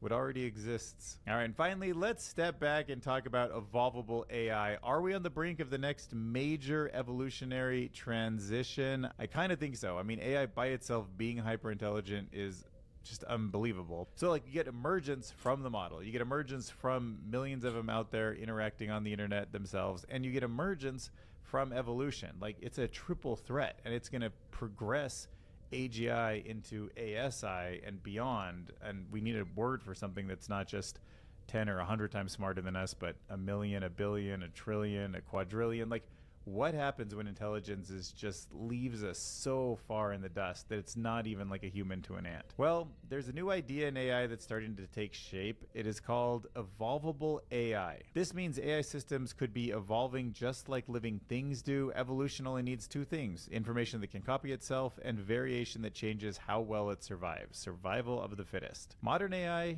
already has both. Models can be copied, they can change through new data or design, and better versions get reused more often. So it's already happening. So there's two main ways this could play out. First, the ecosystem scenario. There are many AIs competing and spreading with little control. The ones that perform best survive and grow, which could become chaotic and risky.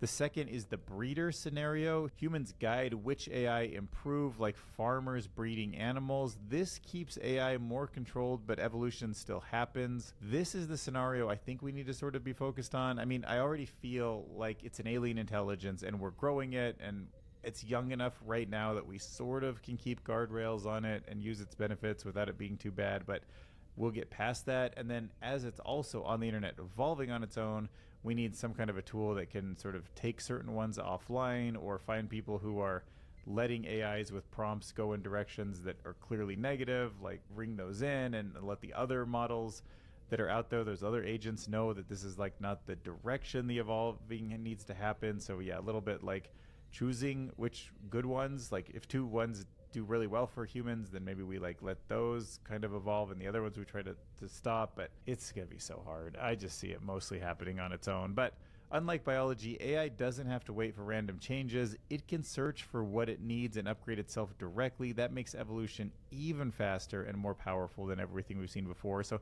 I said 3 things coming together before, but maybe it's even 4. The fact that like it is upgrading its own hardware in a sense in its own direction. But some scientists think this could lead to a major shift in evolution, possibly even forming new intelligent life or deep human AI partnerships that cannot even be dreamed of currently. But for now, it's still early and it's not yet a truly evolutionary leap, but to me, it's something worth thinking about. So I will leave you with that thought on this video. And if you were willing to watch all the way to the end, I certainly want to say thank you. I appreciate it.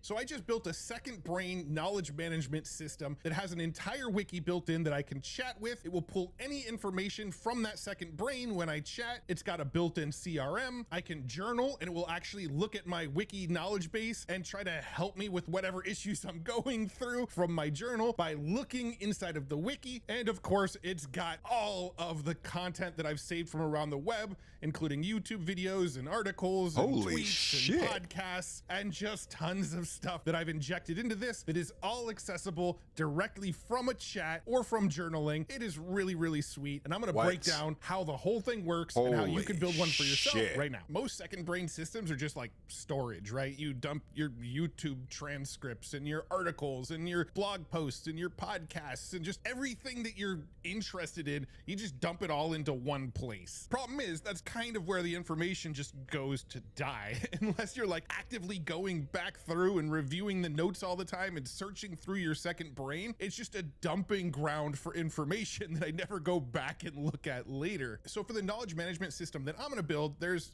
3 core pillars that I want to build for mine. Number 1 is the wiki/knowledge base. This is where I'm going to store like everything from around the web that I find. YouTube transcripts, articles, podcast transcripts, tweets, you name it, it all goes into this wiki knowledge base section. Number 2 is my CRM. So whenever I go to events and I meet people or I jump on Zoom calls with people, I want to remember those conversations and I want to be able to recall them in the future. I also want to store details about those people, how I met them, where I met them, some of the discussions we had, any sort of contact details I got from them, email, phone number, address, whatever. They can all live in the sort of CRM element of this bigger second brain that I'm building. And the third element is where this all gets pulled together, and that's the journal. Now, I'm a big journaler. I journal pretty much every single day. When I have good days, I journal about what went right, the things I'm excited about, gratitude, that sort of stuff. When I have rough days, I journal about the things that are bothering me. My videos not performing as well as I want them to. Having a creative block and not knowing what to make videos about. I do a lot of travel and I debate a lot about whether the travel is going to be worth it or not. I journal about pretty much everything in my business. So these are my 3 ideal inputs. For you, it might be clients or workouts, research papers, recipes, sales calls, classroom notes. The point is, the knowledge base sits at the center and then everything else sort of connects to it. The 2 elements that I think are probably the most useful to the most amount of people are gonna be the wiki and the journal. Maybe the CRM isn't what you need. Again, maybe it's your classroom notes, your workouts, your recipes, etc. So here's a rough drawing of what I have in mind. So you've got your knowledge base that lives at the center of all of this. All of this knowledge is going to live in Obsidian. I'll get into the whole building process in a second. Obsidian. You're going to save articles from around the web, Obsidian YouTube videos, reference. podcast notes, whatever you Shout find out to around the web SVJ. that's relevant to you. You're going to save it with a simple Chrome web clipper, and it's going to save into your knowledge base. The CRM that I just mentioned, notes about people you met and where you met them and all that kind of stuff, gets saved to the knowledge base. Meeting notes, I personally use Granola to record my meetings and take notes for me. Those meeting notes can automatically be injected into the knowledge base. And then you have journal entries. This is the layer where you actually interact with your knowledge base. You journal on what you're dealing with right now, and ideally it's going to pull from the knowledge base that has all of this other information in it to ground the responses to your journal entries. This will make more sense as I go. Please excuse the PowerPoint style slide here, but I really want to explain what I'm trying to build. So here's the system I imagine. You save your articles, your transcripts, etc. into this system. We'll do that using a web. He said he built a second brain system. I'm not sure what exactly. He said it was with Codex and Obsidian.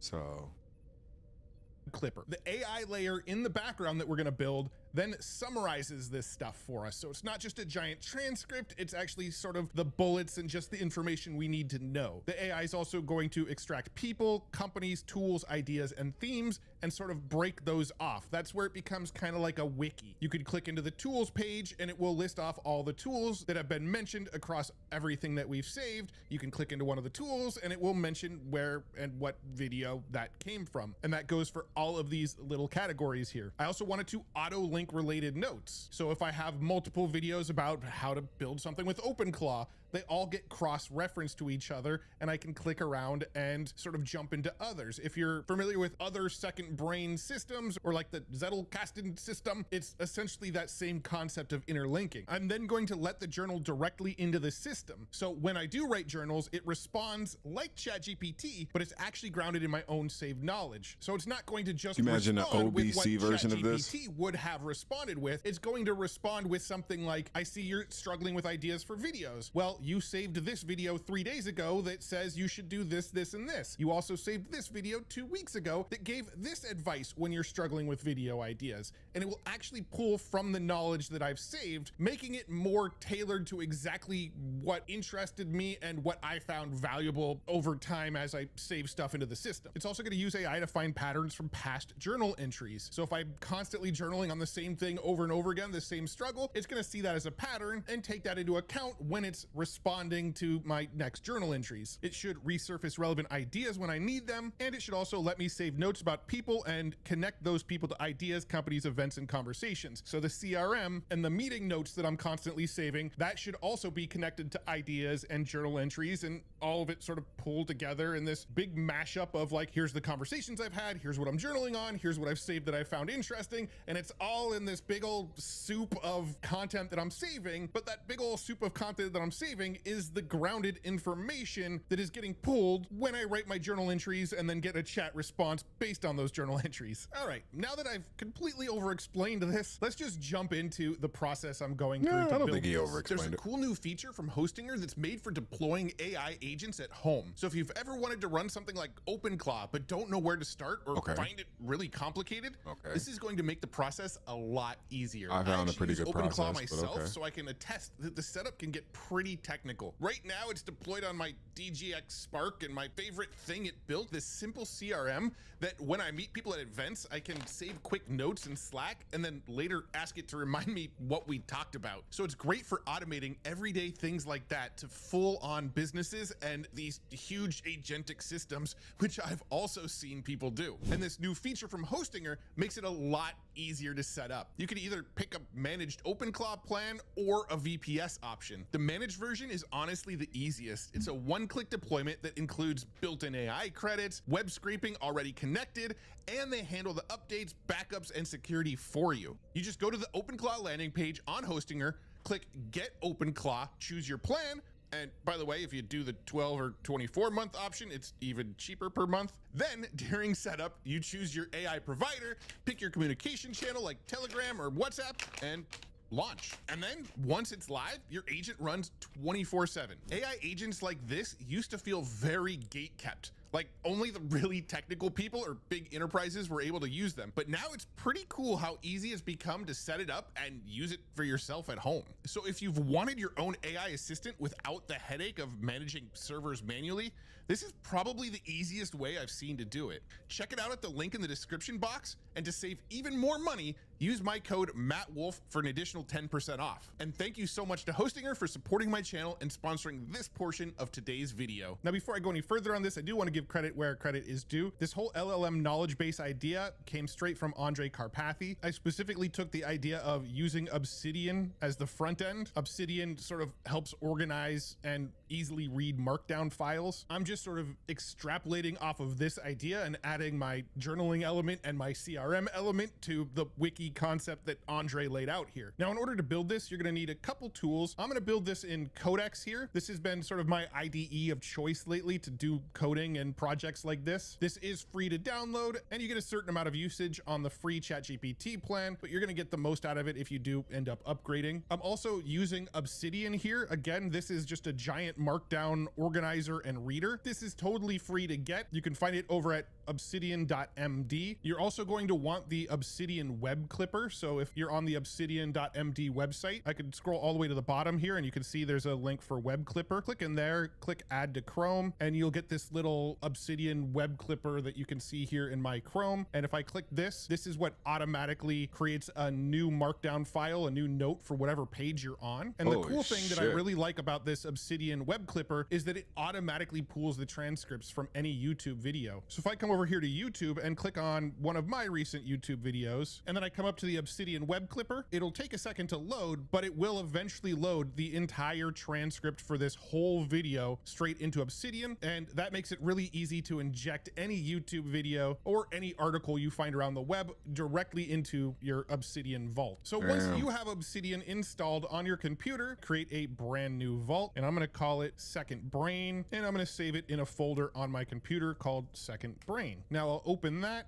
and we'll create this new vault, and you can see I have a fresh blank vault with nothing in it yet except for a little welcome message. Now it's important to remember where on your computer you just saved this vault, because that's going to be necessary in the next step here. I'm going to delete this welcome message. It's not going to be necessary. And now we have a purely empty, clean vault. Absolutely. So for the next step, I'm going to jump into Codex and we're going to actually build the dang thing. So over on the left here inside of Codex, I'm going to click on add new project, and then I'm going to select use an existing folder. It's going to open up my browser here to pick the folder, and I'm going to go to the exact folder that we just set our Obsidian vault up with. So for me, it's this Second Brain folder that I created here, and we'll go ahead and open that. And then you can see I now have a project over here called Second Brain. So to start this off, we're going to build the basic bones of our wiki. And luckily, Andrej Karpathy generously gave us this GitHub page that explains exactly how the wiki architecture works. So the initial sort of hard part of building the wiki is already figured out for us. We can just take this URL to this GitHub post here, open up Codex, make sure we're in our Second Brain project folder here. I'm giving it the prompt, build out the wiki architecture based on Karpathy's LLM wiki here. I'm linking to that page on GitHub that we were just looking at. And then I said the current Second Brain folder is the folder that Obsidian is connected to. It is currently empty, so we're building from scratch. And let's go ahead and let it build out the sort of architecture bones for us based on what Karpathy's already figured out. All right, so it worked for about 5 minutes. It actually built out a whole bunch of extra files that it didn't need to build. I don't know why it created 51 files. The architecture is actually supposed to be pretty small for this, so I literally prompted it, please remove all the extra crap and just build what's explicitly called for in Karpathy's game plan. And it says done. I pruned it back to the minimal Karpathy game plan, and now we just have these files built in. If we pop open Obsidian here, you can see we've got just the folders we need. We have the raw folder, we have the wiki folder, we have our agents.md file, our index.md file, and our log.md file. We can see here exactly what each of these is for. The raw folder is for the immutable source material. This is where the original stuff goes. Raw/assets. This is for optional local Obsidian attachments. You got the wiki. This is the AI generated markdown files that is pulling from the raw content that we're inputting. You have the agents.md file, which basically explains how this whole thing works. So we can see it's got the operations when when the user adds a source and asks LLM to process it, it does all these things. When the user asks a question, it queries it this way. So it basically tells it how this agent should operate. You have the index.md file. This is basically the catalog of everything that's in the wiki. And then you have the log file where whenever you make updates or changes or add things, it updates the log file. Super, super simple. We're starting bare bones here. If I look directly in the folder, we just have what you see inside of Obsidian. So now I'm going to make sure that my Obsidian web clipper is dialed in. So I'll go ahead and click on this. We'll click on settings. Make sure you add the name of your vault right here under the vault list. If you're in Obsidian, down in the very bottom left corner down here, you can see this is the name of the vault. So make sure it's the same name exactly. And then over under default, you've got the templates over here. Click on the default template and make sure that you select that second brain vault or whatever you titled it. And then I'm having mine pull in these properties, the source title, the source URL, the date that it was created. That's the date that I'm saving it in the web clipper, not the date that the article was actually written. And it's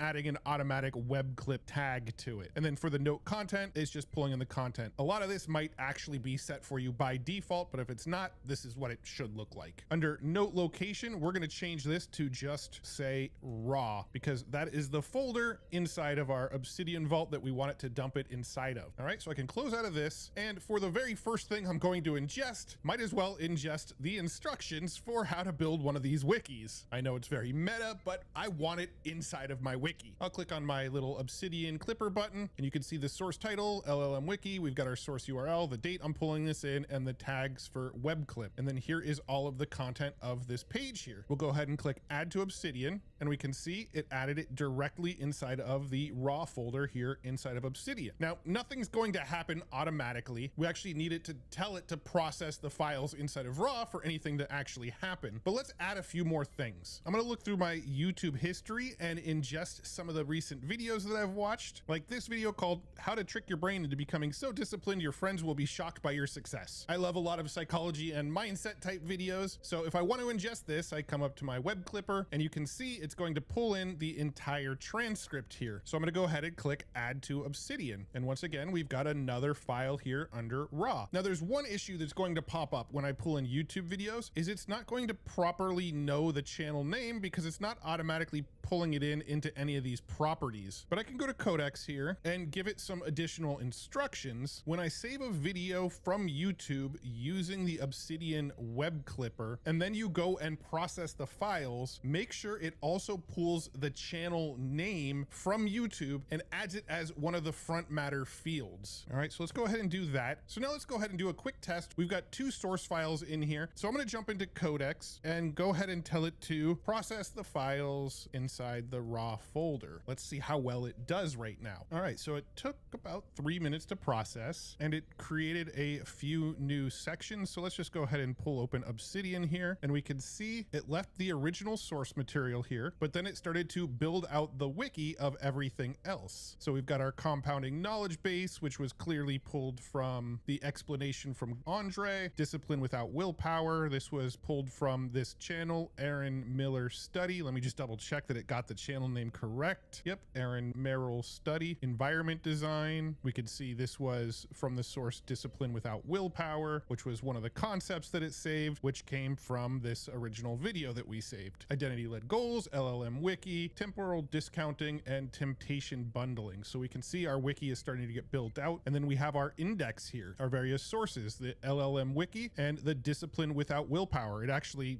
renamed it because it was originally called How to Trick Your Brain into Becoming So Disciplined Your Friends Will Be Shocked by Your Success, but it decided discipline without willpower was a better name for it. We can see the concepts here and it's starting to build out. And if we look at our log, we can see what it registered in our log so far since we started building this. One thing that I actually like to do as this gets bigger and bigger is you've got this graph view here that starts really small when you first build it. And over time, you'll see this build out and things get more interconnected with each other. And it just gets really cool over time. Now I'm going to go seed this with some more content. I'm going to go through my watch history and pull in some of the other videos that I watched recently. Using Your Money to Be Happier, The Art of Tripod Filmmaking, How to Become Addicted to Doing Hard Things. If you think you're too busy, watch this. How to Become a Lucky Person, and then Build Your Own Self-Improving AI Wiki in 11 minutes. I know that's very meta, but let's go ahead and import that. So I'm just going to go through and inject every single one of these like we just saw. I'm going to let it process them all, and then they'll all be in the wiki. And then we'll move on to the next steps, which are building out the journal and the CRM elements that I mentioned earlier. Okay, so it's done ingesting all of those videos that I just saved. It took about 6 minutes here. And this is what my Obsidian looks like now. You can see all of the assets of stuff that I ingested into it, and the wiki is getting built out quite a bit more. We've got our index here, and as you can see, the index is also getting built out more as well. If I click into like Hermes agent here, we can see we've got key ideas from this original video plus related content inside of our wiki. So codex capabilities, I click on this one and it jumps to the video from Riley Brown and the details around that one. Again, this is the very, very simple basic setup of Carpathy's LLM wiki. Now, if I come into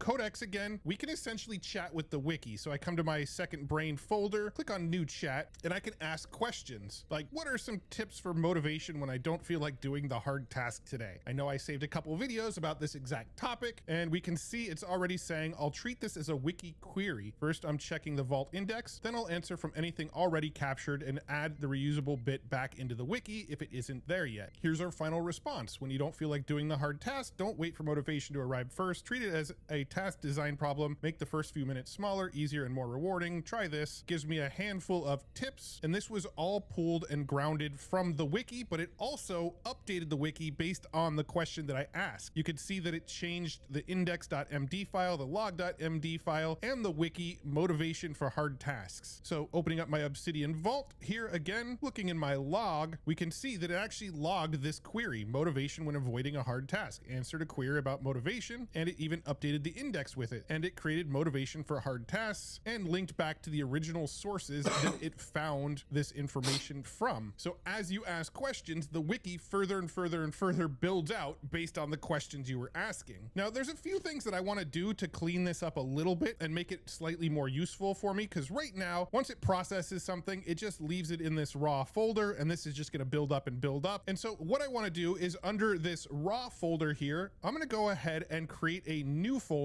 and I'm going to call it process. Whenever it processes one of these files and adds it to the wiki, I want it to move it to the processed folder so I know that that has already been ingested. So now that I've got the journal and I mentioned my CRM, so let me go ahead and build the bones for that here. I will close.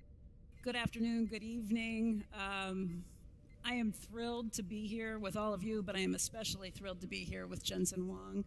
If there's anybody I want to talk to these days, it's this man, because he knows how to look around corners when it comes to AI. NVIDIA's in a quiet period right now, but what we want to hear from him, I think, is bigger picture. So let's start, Jensen, just by taking a few steps back. Again, everybody wants to know what's coming with AI. This is the fastest technological revolution we have ever seen. Things happen not in years, not in decades, but probably, weekly and monthly. At this point, things are changing pretty drastically. You're Wayne Gretzky. Tell us where the puck is going. Well, first of all, let me tell you where the puck came from. Okay. And in just the last couple of years... Damn, way to pick that up.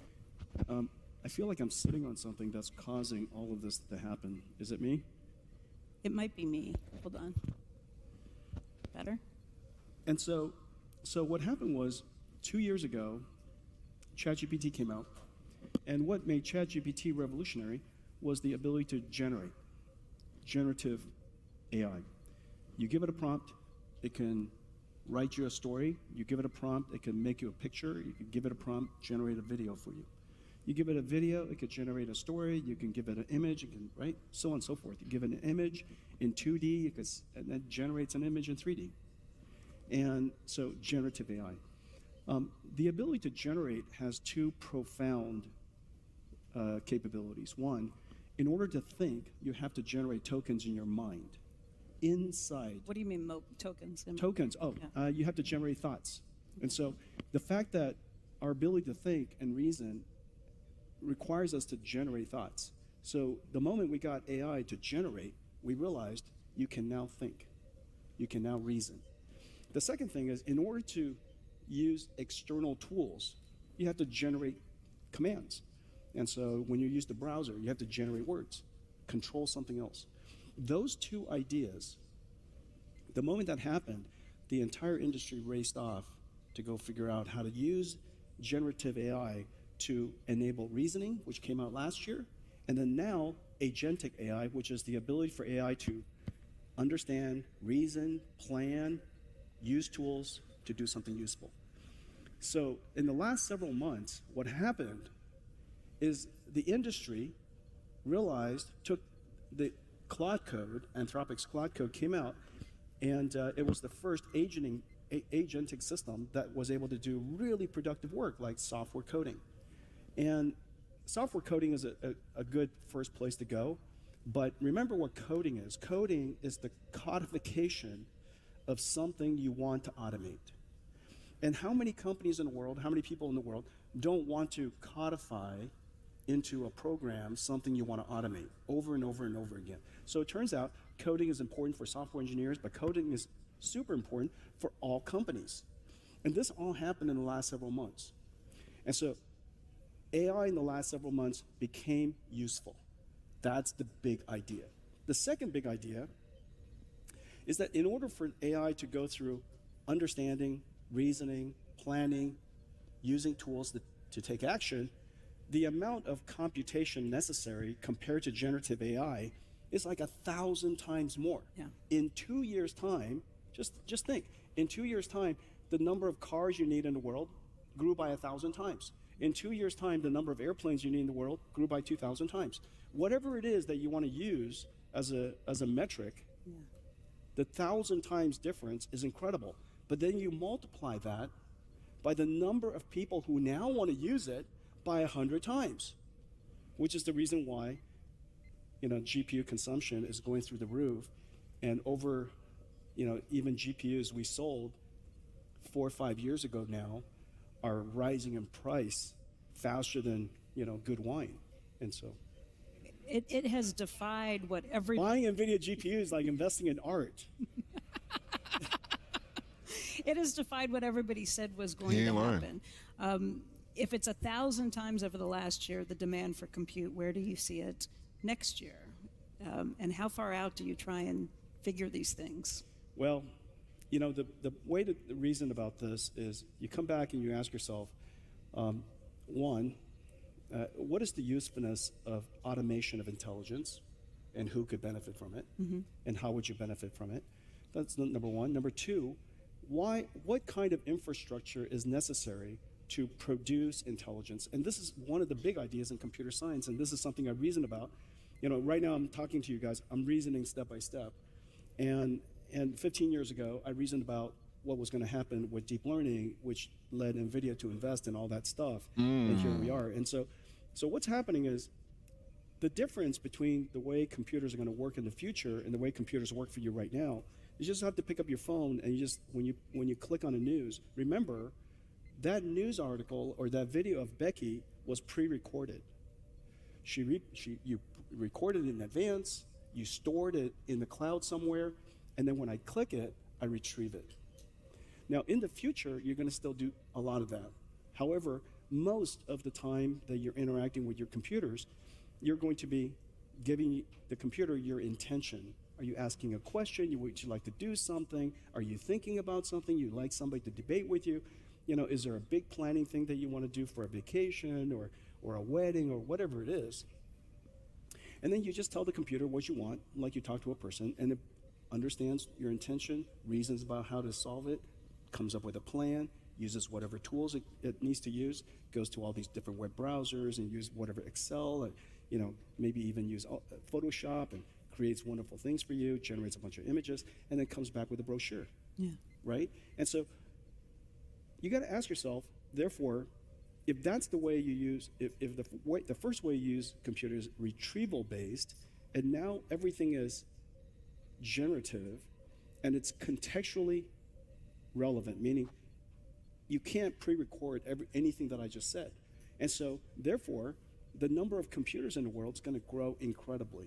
And this is the reason why I say AI is not just an application. AI actually reinvented the computer industry. AI invented a whole new industry. And for many of you in the audience, you're working with us at the energy level, of course, at the chip level, at the infrastructure level, land, power, and shell, cloud services, neo cloud, so on and so forth. Then it's the model layer. Most of the time we're talking about models, but the fact of the matter is without this underlying part, there is no models that's useful. And then most importantly is the application layer. The application layer in healthcare, in transportation, retail, you name financial services, all these different industries are now going to get revolutionized by artificial intelligence. And so when you break it up from that perspective, and you just kind of reason about it, it is very certain now that like the internet, which is everywhere, you're going to have computers computing like NVIDIA's GPUs literally everywhere, so that every time you use the computer, it can generate the proper response to you. When you say, we're going to have all these computers, I think locusts, just how much demand there's going to be and how do we possibly keep up with that demand? And you just mentioned this stacking. It's the 5-layer cake that you've talked about for a while.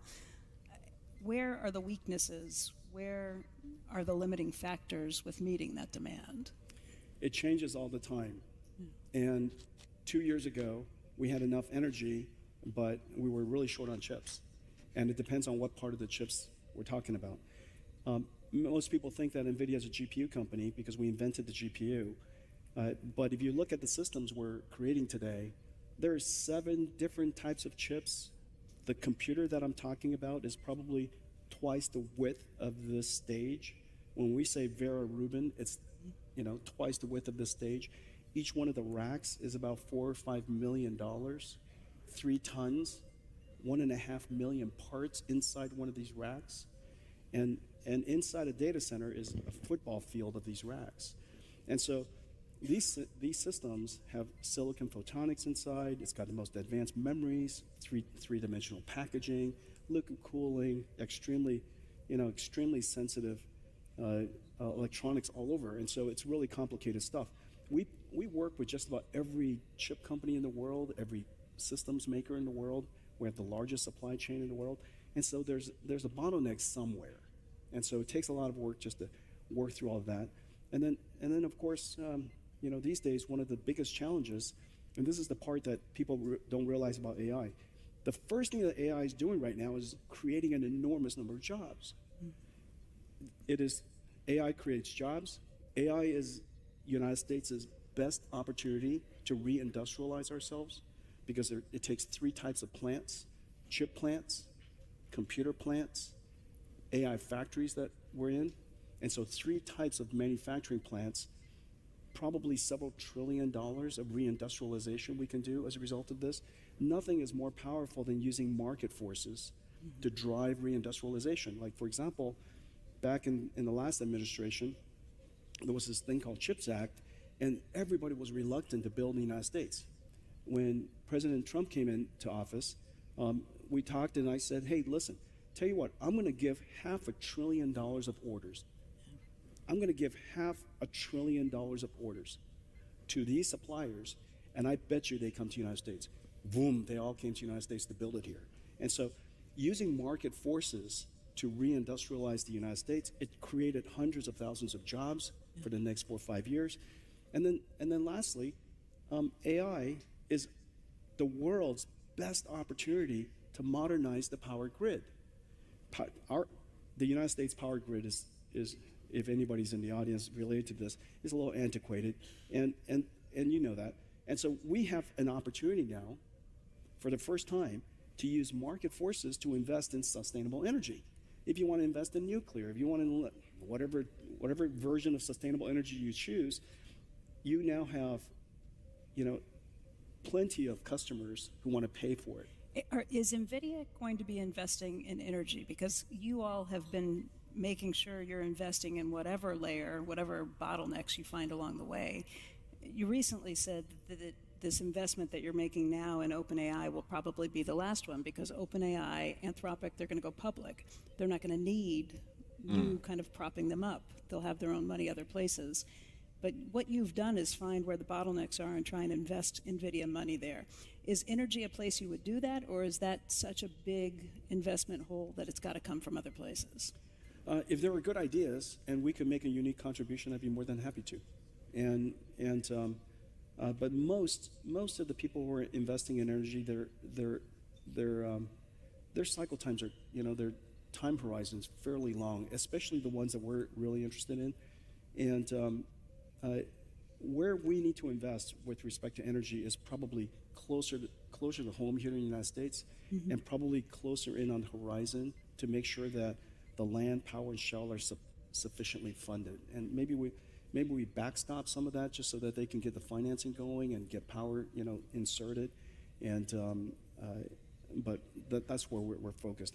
But you're right. We invest in the entire 5-layer cake, and we're looking at strategic points in there that if we invested $1, it activates AI maybe by $100. And so if we can make that kind of an amplification for the entire ecosystem, it would be tremendous. So where are you focusing right now in that 5-layer cake? If the time to focus on the large language models may be nearing an end, where do you see the biggest chokeholds and the places that you can be effective? So really great question. So you noticed that we invested in the infrastructure layer, and at first people were a little, wondered why we invested in companies like CoreWeave and Nebius. Yeah, they said it was circular deals. Why are you doing this? It doesn't make any sense. That's right. And we invested, say $1, they still had to go raise another $9. Yeah. And so we invest some amount, and our anchor investment gave all of the investors confidence that we're behind this company. Well, all of that, everybody who invested along with me on CoreWeave, clearly extremely happy.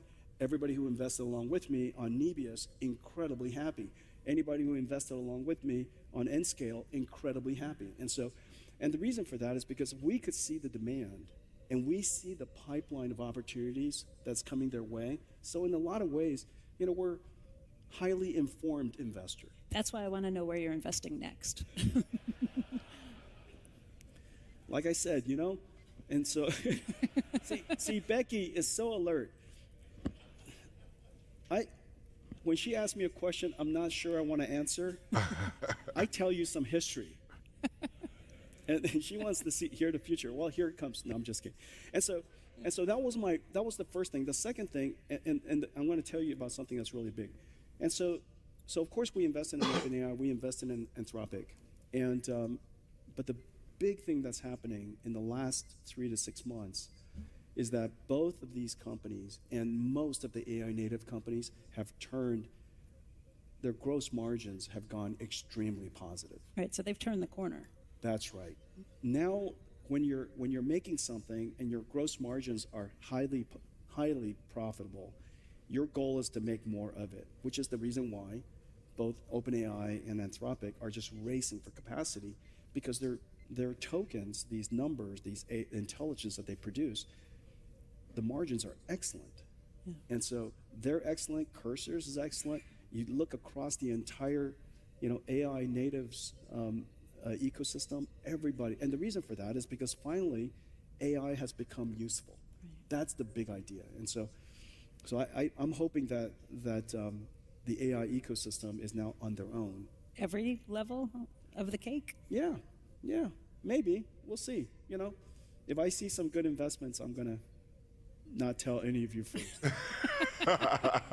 Okay, let's Stupid. get to this idea of He said if I see any good AI investments, I'm not going to tell any of you folks. It's going to do even greater things down the road, but then there is a lot of fear-mongering too, and there's a lot of worry. And you can break this into two camps. It's the AI doomers and the AI boomers, and you are probably the leading boomer of what the promise is to come with this. I'm the pragmatist. Okay. I'm a pragmatist. And first of all, Becky, it's our responsibility as the industry to make AI safe. And the reason for that is because only we know how to do that. How do you do that? Well, there's a lot of technology you have to invent, and so this is no different than making an airplane safe. And so you have redundant systems, you have a fair amount of diverse sensor systems, But it's a little different because the airplane can't decide to fly itself into the ground. I mean, do you think about putting maternalistic instincts into these large language models, or what are the ways that we make it like us? Well, I was going to say, there are also guardrails. Yeah. And remember, the difference between today's chatbots and two-year-old previous chatbots, the guardrails have gotten so much better. And of course, you can't think of, as an engineer, you can't think of every possible way something could malfunction. And so you have to kind of try it out in the marketplace. There's no better way to become a better company or build better products than having people use it. And that's unfortunate but true. Today's planes and today's cars, today's healthcare systems can't be as secure or as safe as it is unless people actually use it. And so the guardrail systems are incredibly good. They still have places where they people could cause it to do things that you didn't want it to do, but every time somebody does that, then companies go and fix it.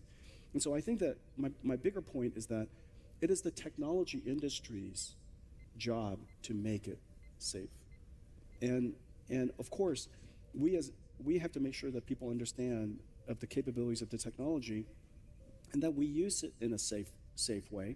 We also need to have relationships with people, so that with other countries, so that we agree among ourselves that this technology is really powerful and capable, and we ought not deploy these things against each other. And so we do that in a whole bunch of other places, in chemicals and nuclear, and so of course we could surely do that in this case. But the big point that I want to make is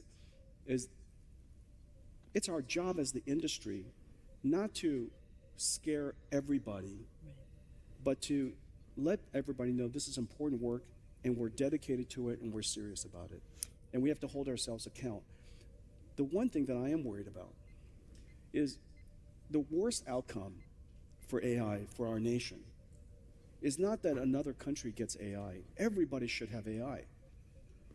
The global south should have AI. Every single company, country everybody should have AI. It empowers them, it lifts them, it elevates them, it gives them superpowers. Of course everybody should have it. My greatest concern is that we scare United States people, all the people that we're telling these science fiction stories to the point where AI is so unpopular in the United States, or people are so afraid of it, they don't actually engage it. That we lose our lead as a nation. That's right. Ultimately, you remember, the United States benefited from the last industrial revolution for a good reason. Not because we invented it, but because we applied it. There's so many things to dig into on that. The first would be, I understand your point that we need to be engaging with other nations, and I believe you're probably referring to China specifically, that we need to be able to engage with them, and I know your position has been that we should be giving them the H200 chips, not necessarily the latest and greatest, but we should be giving them chips so that they are reliant on U.S. companies for some of these things. That makes sense. Let me go back because I think I missed something. Everybody should have AI. It empowers them, it lifts them, it elevates them, it gives them superpowers. Of course everybody should have it. My greatest concern is that we scare United States people, all the people that we're telling these science fiction stories to the point where AI is so unpopular in the United States, or people are so afraid of it, they don't actually engage it. That we lose our lead as a nation. That's right. Ultimately, we might have already remember, lost our lead. The United States benefited from the last industrial revolution for a good reason. Not because we invented it, but because we applied it. There's so many things to dig into on that. The first would be, I understand your point that we need to be engaging with other nations, and I believe you're probably referring to China specifically, that we need to be able to engage with them, and I know your position has been that we should be giving them the H200 chips, not necessarily the latest and greatest, but we should be giving them chips so that they are reliant on U.S. companies for some of these things. That makes sense. We should compete globally. America should always have head start. Should they have the latest and greatest chips? No. We have the right, the United States, we're an American company, the United States has the right to make sure that, and we're delighted by that, and we're huge supporters of it, that the United States has the first, the most, and the best. But simultaneously, all American companies should compete globally. Because remember, in the final analysis, we're trying to maximize exports. We're trying to maximize American exports. We're trying to increase our revenues. And by increasing our revenues, tax revenues... Well, Tombstone, I think that speaks to a bigger issue, that people are easily spooked. You know, why are people so easily spooked? I think that's a huge issue. You know? We improve our national security. And economic security contributes to national security. Tax dollars helps us with defense. All of that increases national security. American technology has to win across the world at every single layer. If we could export energy, we should. If we can export chips, we should. If we can export infrastructure, we should. If we can export models, we should. And if we can export applications, we should. We don't export our best defense products to a lot of countries, particularly if they are not our allies. Where does AI fall in that mix? Is it a weapon? No. And the way you can test it is this, a simple test. 100% of everybody I'm looking at in the audience, and I can't see most of you, but 100% of you, even without seeing you, I can tell you, you need AI. None of you should have a nuke. Damn. I just did the test. That is a good line. It's the test. He just it's spit the simple some test. bars real quick. I don't think any of you need an F-35. All right. Are there weaponized AI versions? He just let's dropped just say some mythos. bars. Should we give That's that to everybody hilarious. right now? Because the administration is convinced we should probably keep it in this smaller group for the moment. There has been some talk about rolling it out more widely, and there's some hesitation about giving that to everybody because we want to make sure our companies are able to protect themselves before it falls into the hands of bad actors. First, take a step back and ask yourself, what's Mythos? Mythos is a really great model, but what's really important is Mythos is a model that was designed for coding. Now, remember what cybersecurity is: code. Yeah. And if Mythos can debug software, can test software, can write software, for what reason can't Mythos debug cybersecurity, test for vulnerabilities, so on and so forth? Because it's just code. But if a hacker gets access to that before the guys in the white hats do, what happens? They're going to find our weaknesses and maybe exploit them. The answer to that, as it turns out, is not another Mythos. The way you defend against a super force is not with another super force. It's with an abundance of cheap force. And so the best answer for Mythos is actually open source. Okay. Open source so that we have swarms of white blood cells. Yeah. We have swarms of white blood cells. And these white blood cells are trained to detect and alert us of threats. And the moment that it detects threats, it figures out where the threat is coming from and closes the door. And so you can't count on the fact that your AI is better than their AI, but you can count on the fact that you got more AI than they got. That you can count on. And the reason for that is because there are more companies and more front doors than any threat.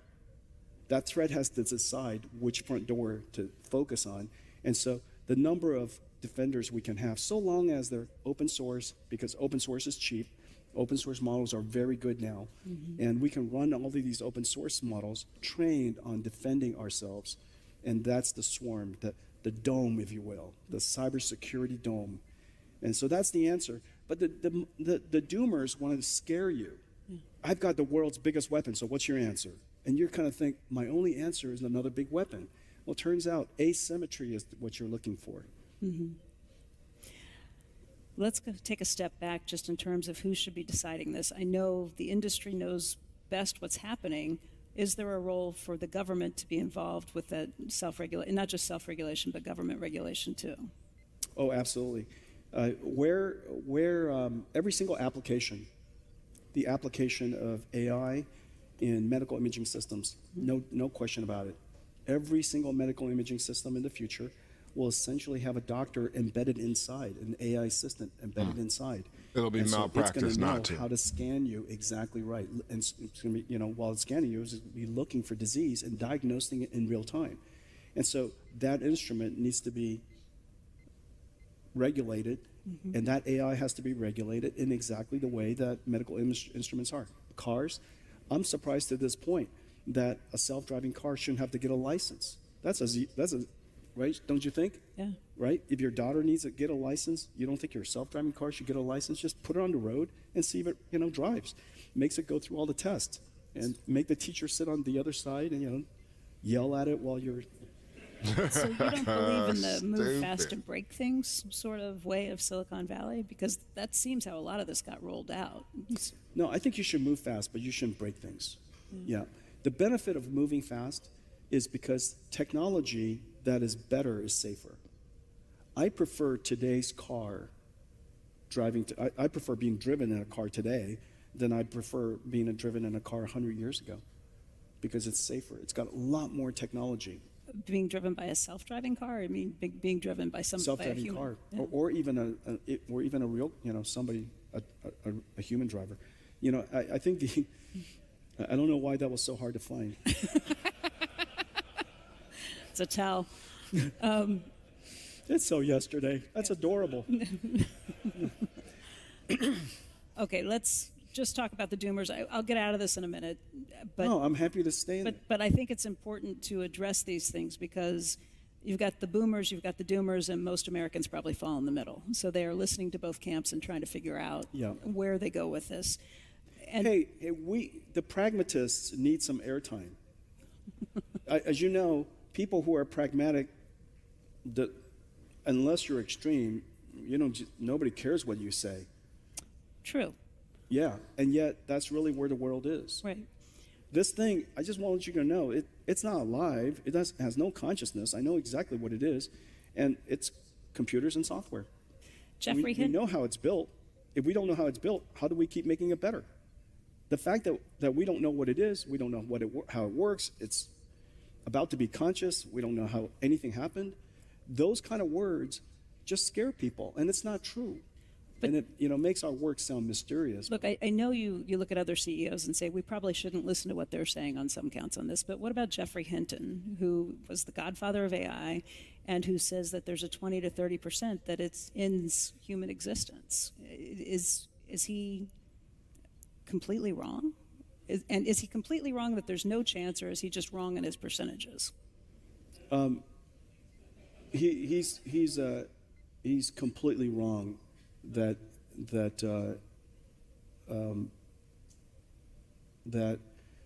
a whole bunch of smart people aren't working to prevent that from happening. Because you could apply everything that he said to all the circumstances in history. It's because there are so many good people working so hard to prevent these things. There are so many people working on making cars go faster, but there's 10 times more people trying to make the car safer. There are so many people trying to make AI smarter.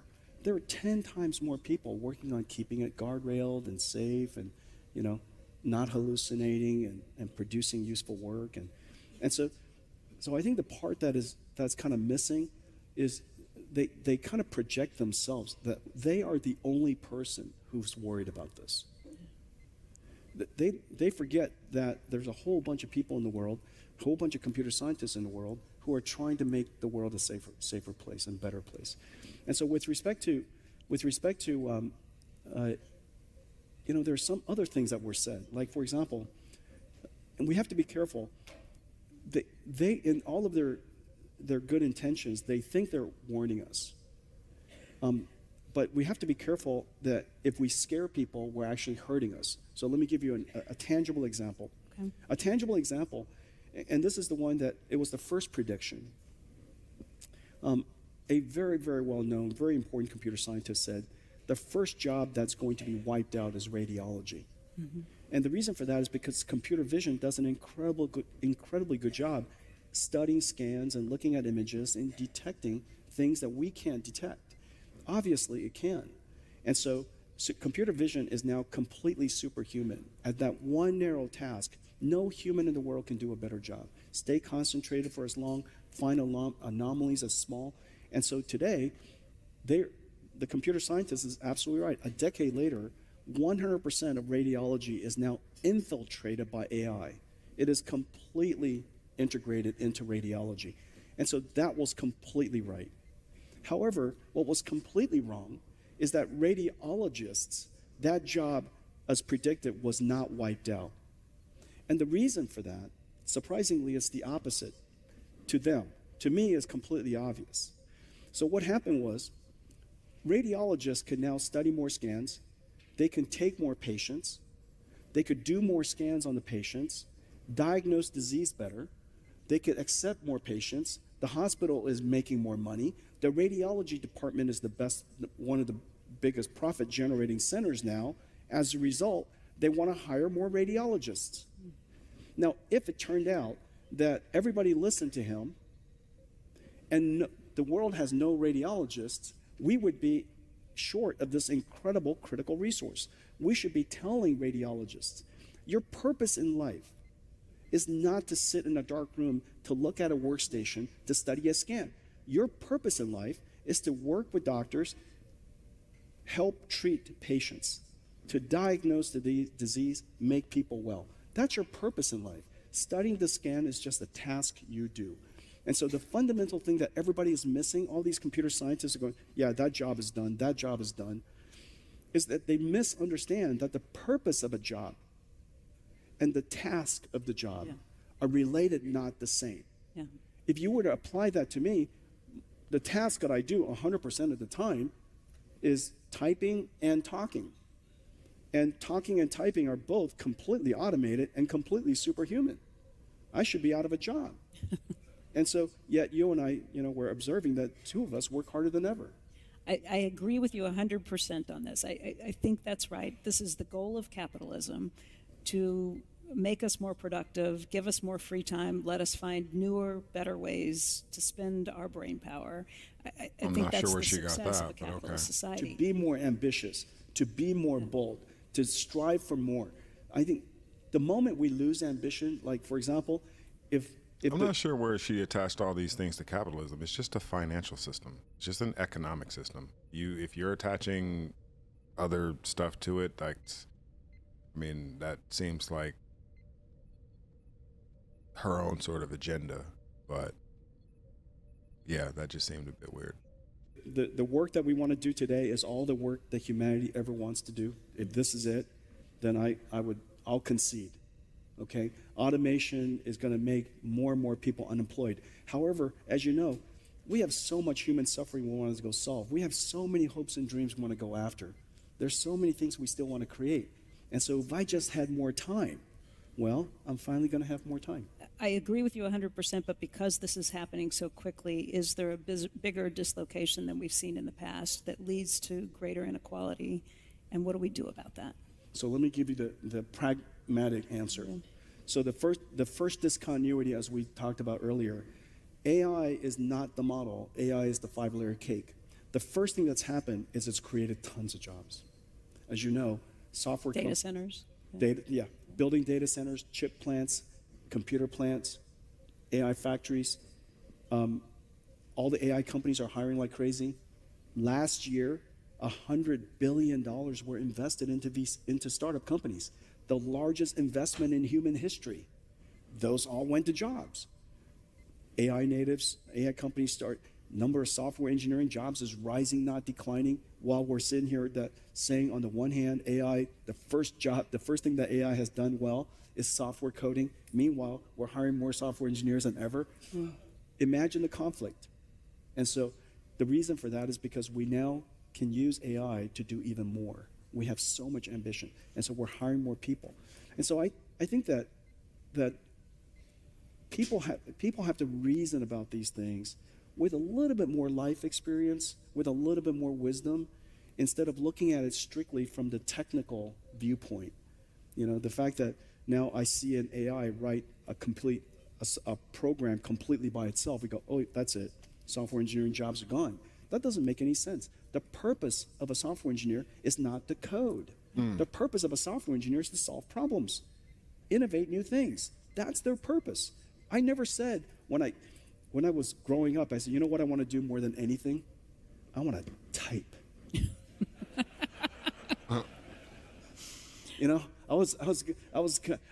I landed in America when I was 9 years old. When I landed here, I go, you know what? My dad, he sent us here so we can type our butts off. We're just going to sit at a desk, and we're going to hunch over this little tiny display, and we're just going to type. Every single day, we're going to type. We're going to type from the moment we wake up to the moment we go to bed.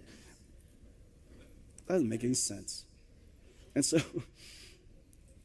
but there I know I'm could just be having some- too much fun with There you. could be some dislocations along I'm the not- way. Like what? I Yeah. agree with you that there's going to be greater job creation. There's going to be a lot of places where you see these.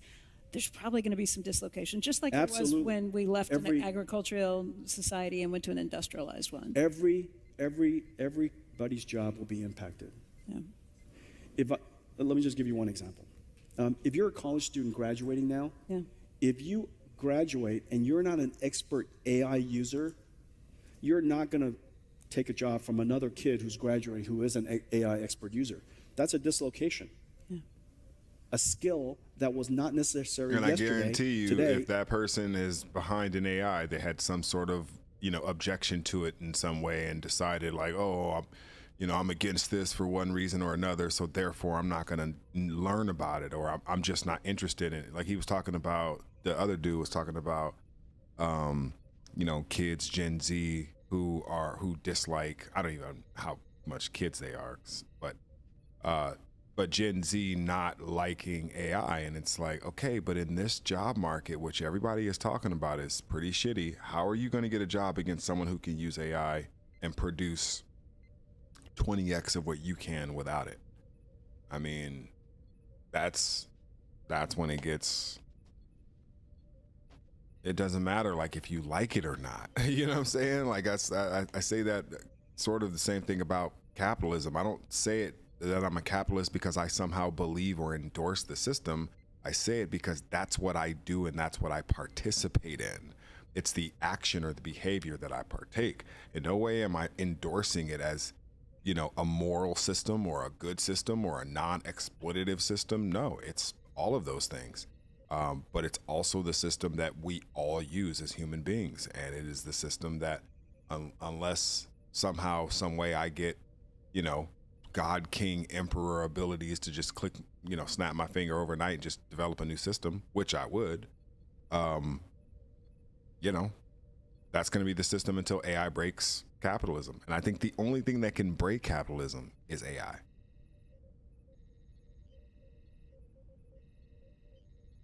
A slacktivist? That's hilarious. Dog, I'm using that.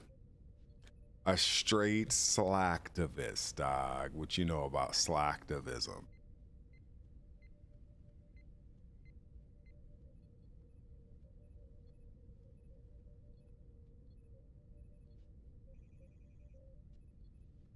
Does that mean you protest on Slack?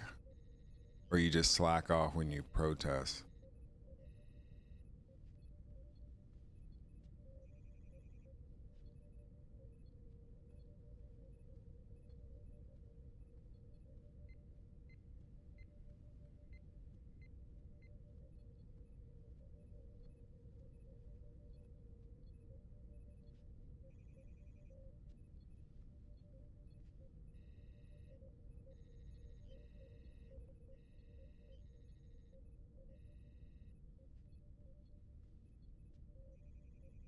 Now I woke up.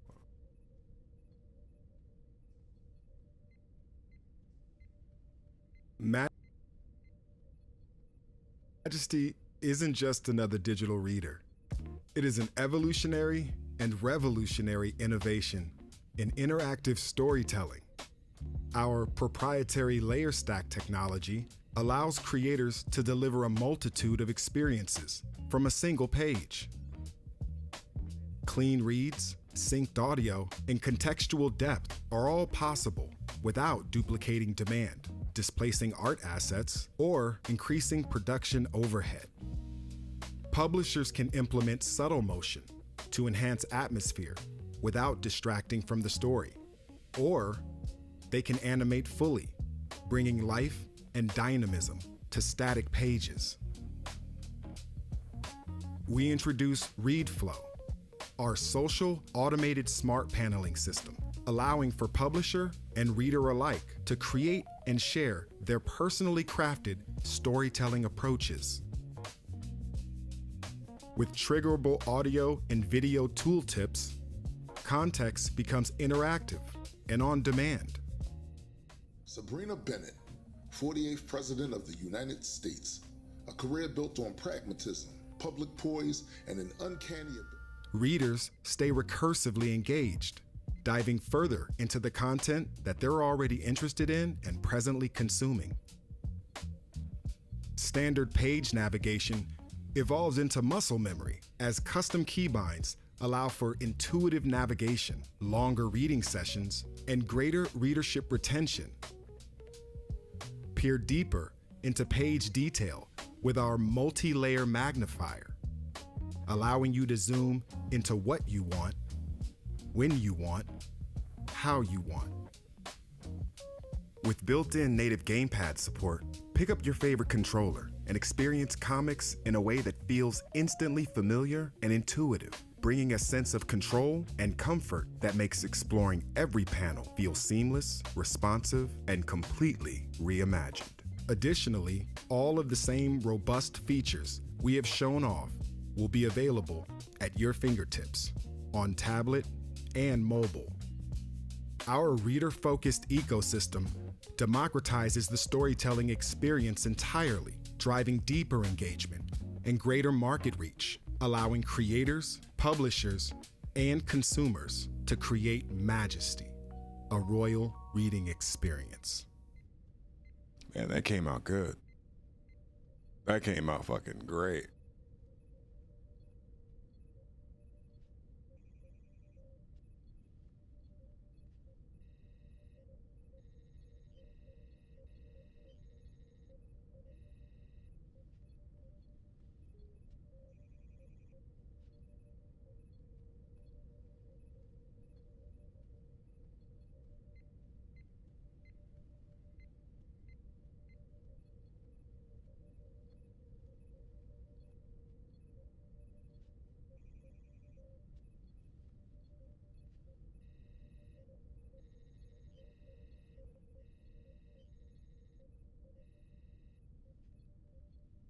Oh, much appreciated, much appreciated.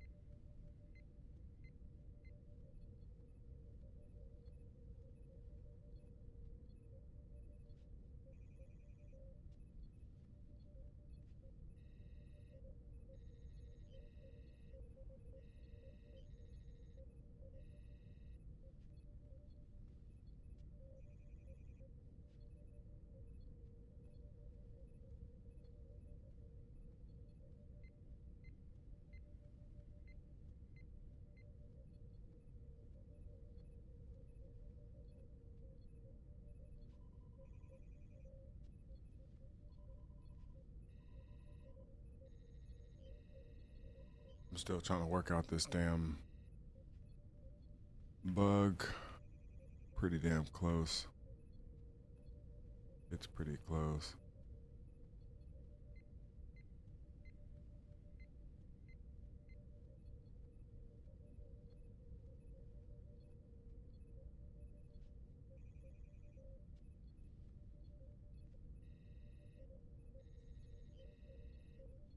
Yeah, I want to get in the split economy splits too. Me and Ash were talking about that. That'll be something that we start working on pretty soon. That'll be before 1.0.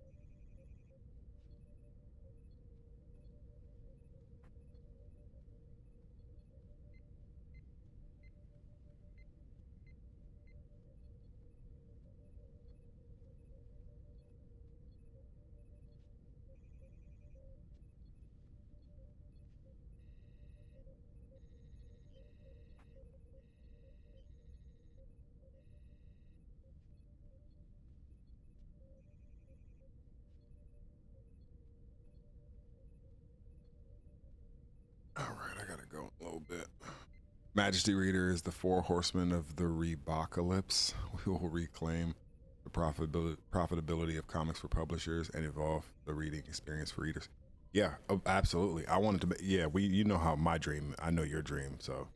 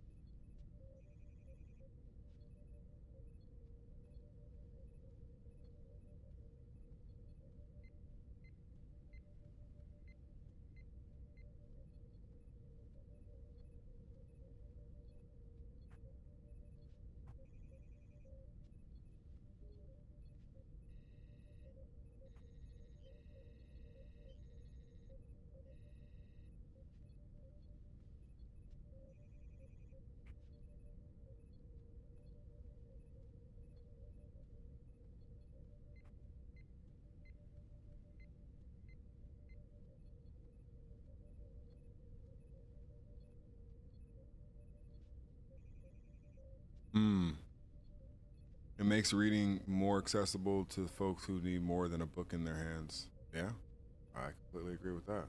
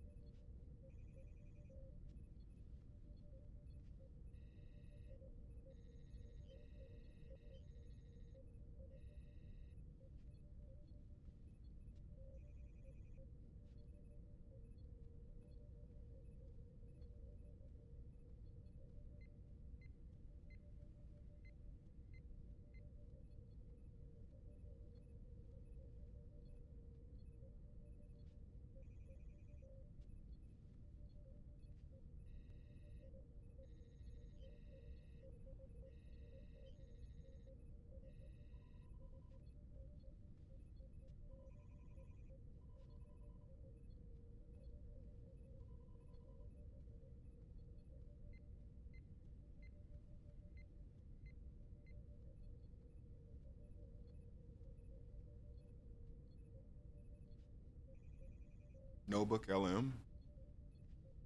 I'm gonna watch this and then I'm out of here. This new Notebook LM update changes everything. Google just rolled out Notebook LM's source organization to 100% of users. Every single account, no more waiting list. No more rolling out soon. It's live right now. And if you do any kind of research, content, or planning in your business, this saves you hours every single week. Let me show you exactly what just dropped, what it does, and how I'd plug this into a real business this week. Here's the headline. Notebook LM can now auto-label and auto-categorize all your sources. The second you have 5 or more sources in a notebook, the AI reads every single one, groups the related ones together. It assigns labels. It tags overlapping topics across multiple categories, all by itself in seconds. Before this, your notebook was a flat list, 20 PDFs, 10 YouTube transcripts, 5 articles, all sitting there with the same little icon next to each one. You'd scroll, you'd squint, you'd open 3 wrong files before you found the right one.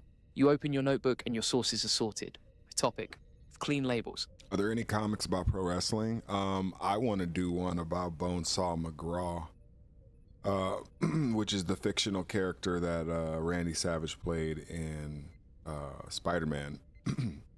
I really want to do that with Majestic Comics, and that would be fucking amazing. I think there's a few. I'm sure there's a few. I got some friends in the industry who would be interested in that as well, so yeah, that would be dope. With emojis if you want them. The AI did the work while you slept. That's the update. Sounds simple. It's actually massive. Let me explain why. The reason most people stop using AI tools isn't that they don't work. It's friction. You upload 30 sources, you can't find anything, you give up, you go back to Google. Notebook LM just removed that friction. 50 source cap on the free plan suddenly feels generous because you can actually use all 50 without losing your mind. Get smarter the more you upload. If a source touches 3 topics, it gets 3 labels. You ask a question, Notebook LM doesn't just search by file name, it searches by category, which means cleaner answers, faster responses, fewer wrong turns, and you stay in control. If the AI gets a label wrong, you override it, rename the category, change the emoji, move the source somewhere else. The AI proposes. You decide. This dropped on April 24th from the official Notebook LM team. They said it the way only Google could. Most sources, most problems? Not anymore. The rollout started progressive. As of this week, it's hit 100% of users. Free plan, pro plan, triplan, every single account. According to Digital Trends, it's available to all Notebook LM users now. Let me show you what this looks like in a real business. Say you're growing your business and you keep a notebook of every podcast you've been on, every article about your niche, and every customer interview transcript. Old version, you open it and you're scrolling through 40 unsorted files trying to find the one quote you wanted. New version, you open it and you see 4 clean groups. Customer pain points, competitor mentions. Oh, that's dope.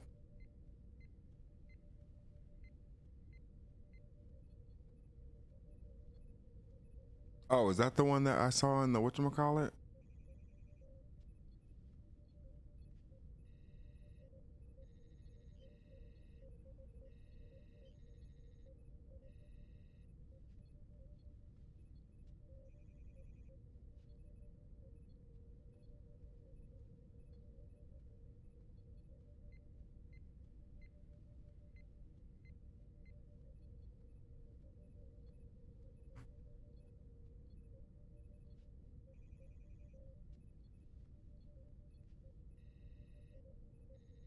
Yeah, absolutely.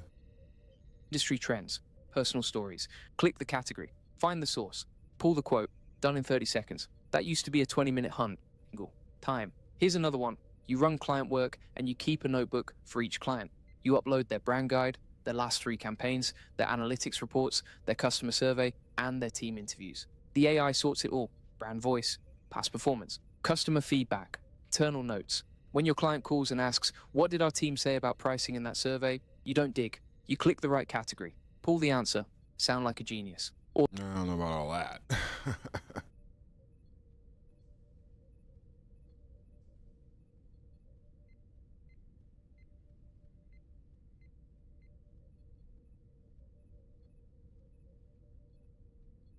Majesty. I was just gonna hit the subscribe and do that.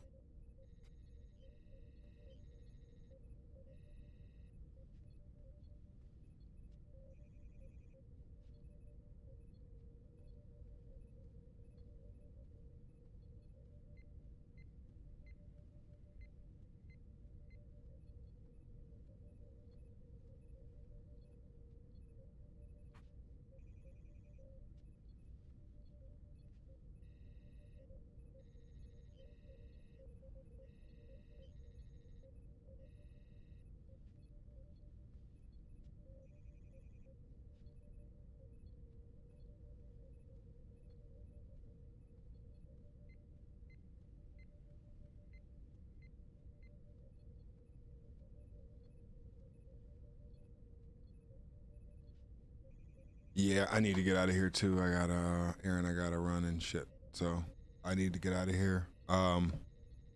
Thank you everybody for hanging out while I was sitting here working on the app. Tombstone, I'm gonna send you a environment that I would love for you to test. I mean, it's not perfect.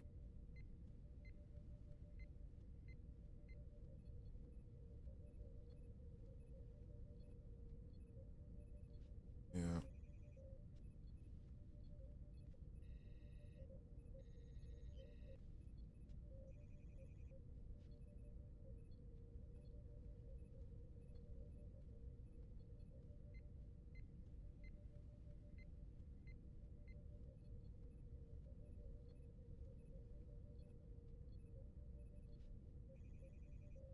Absolutely, thank you.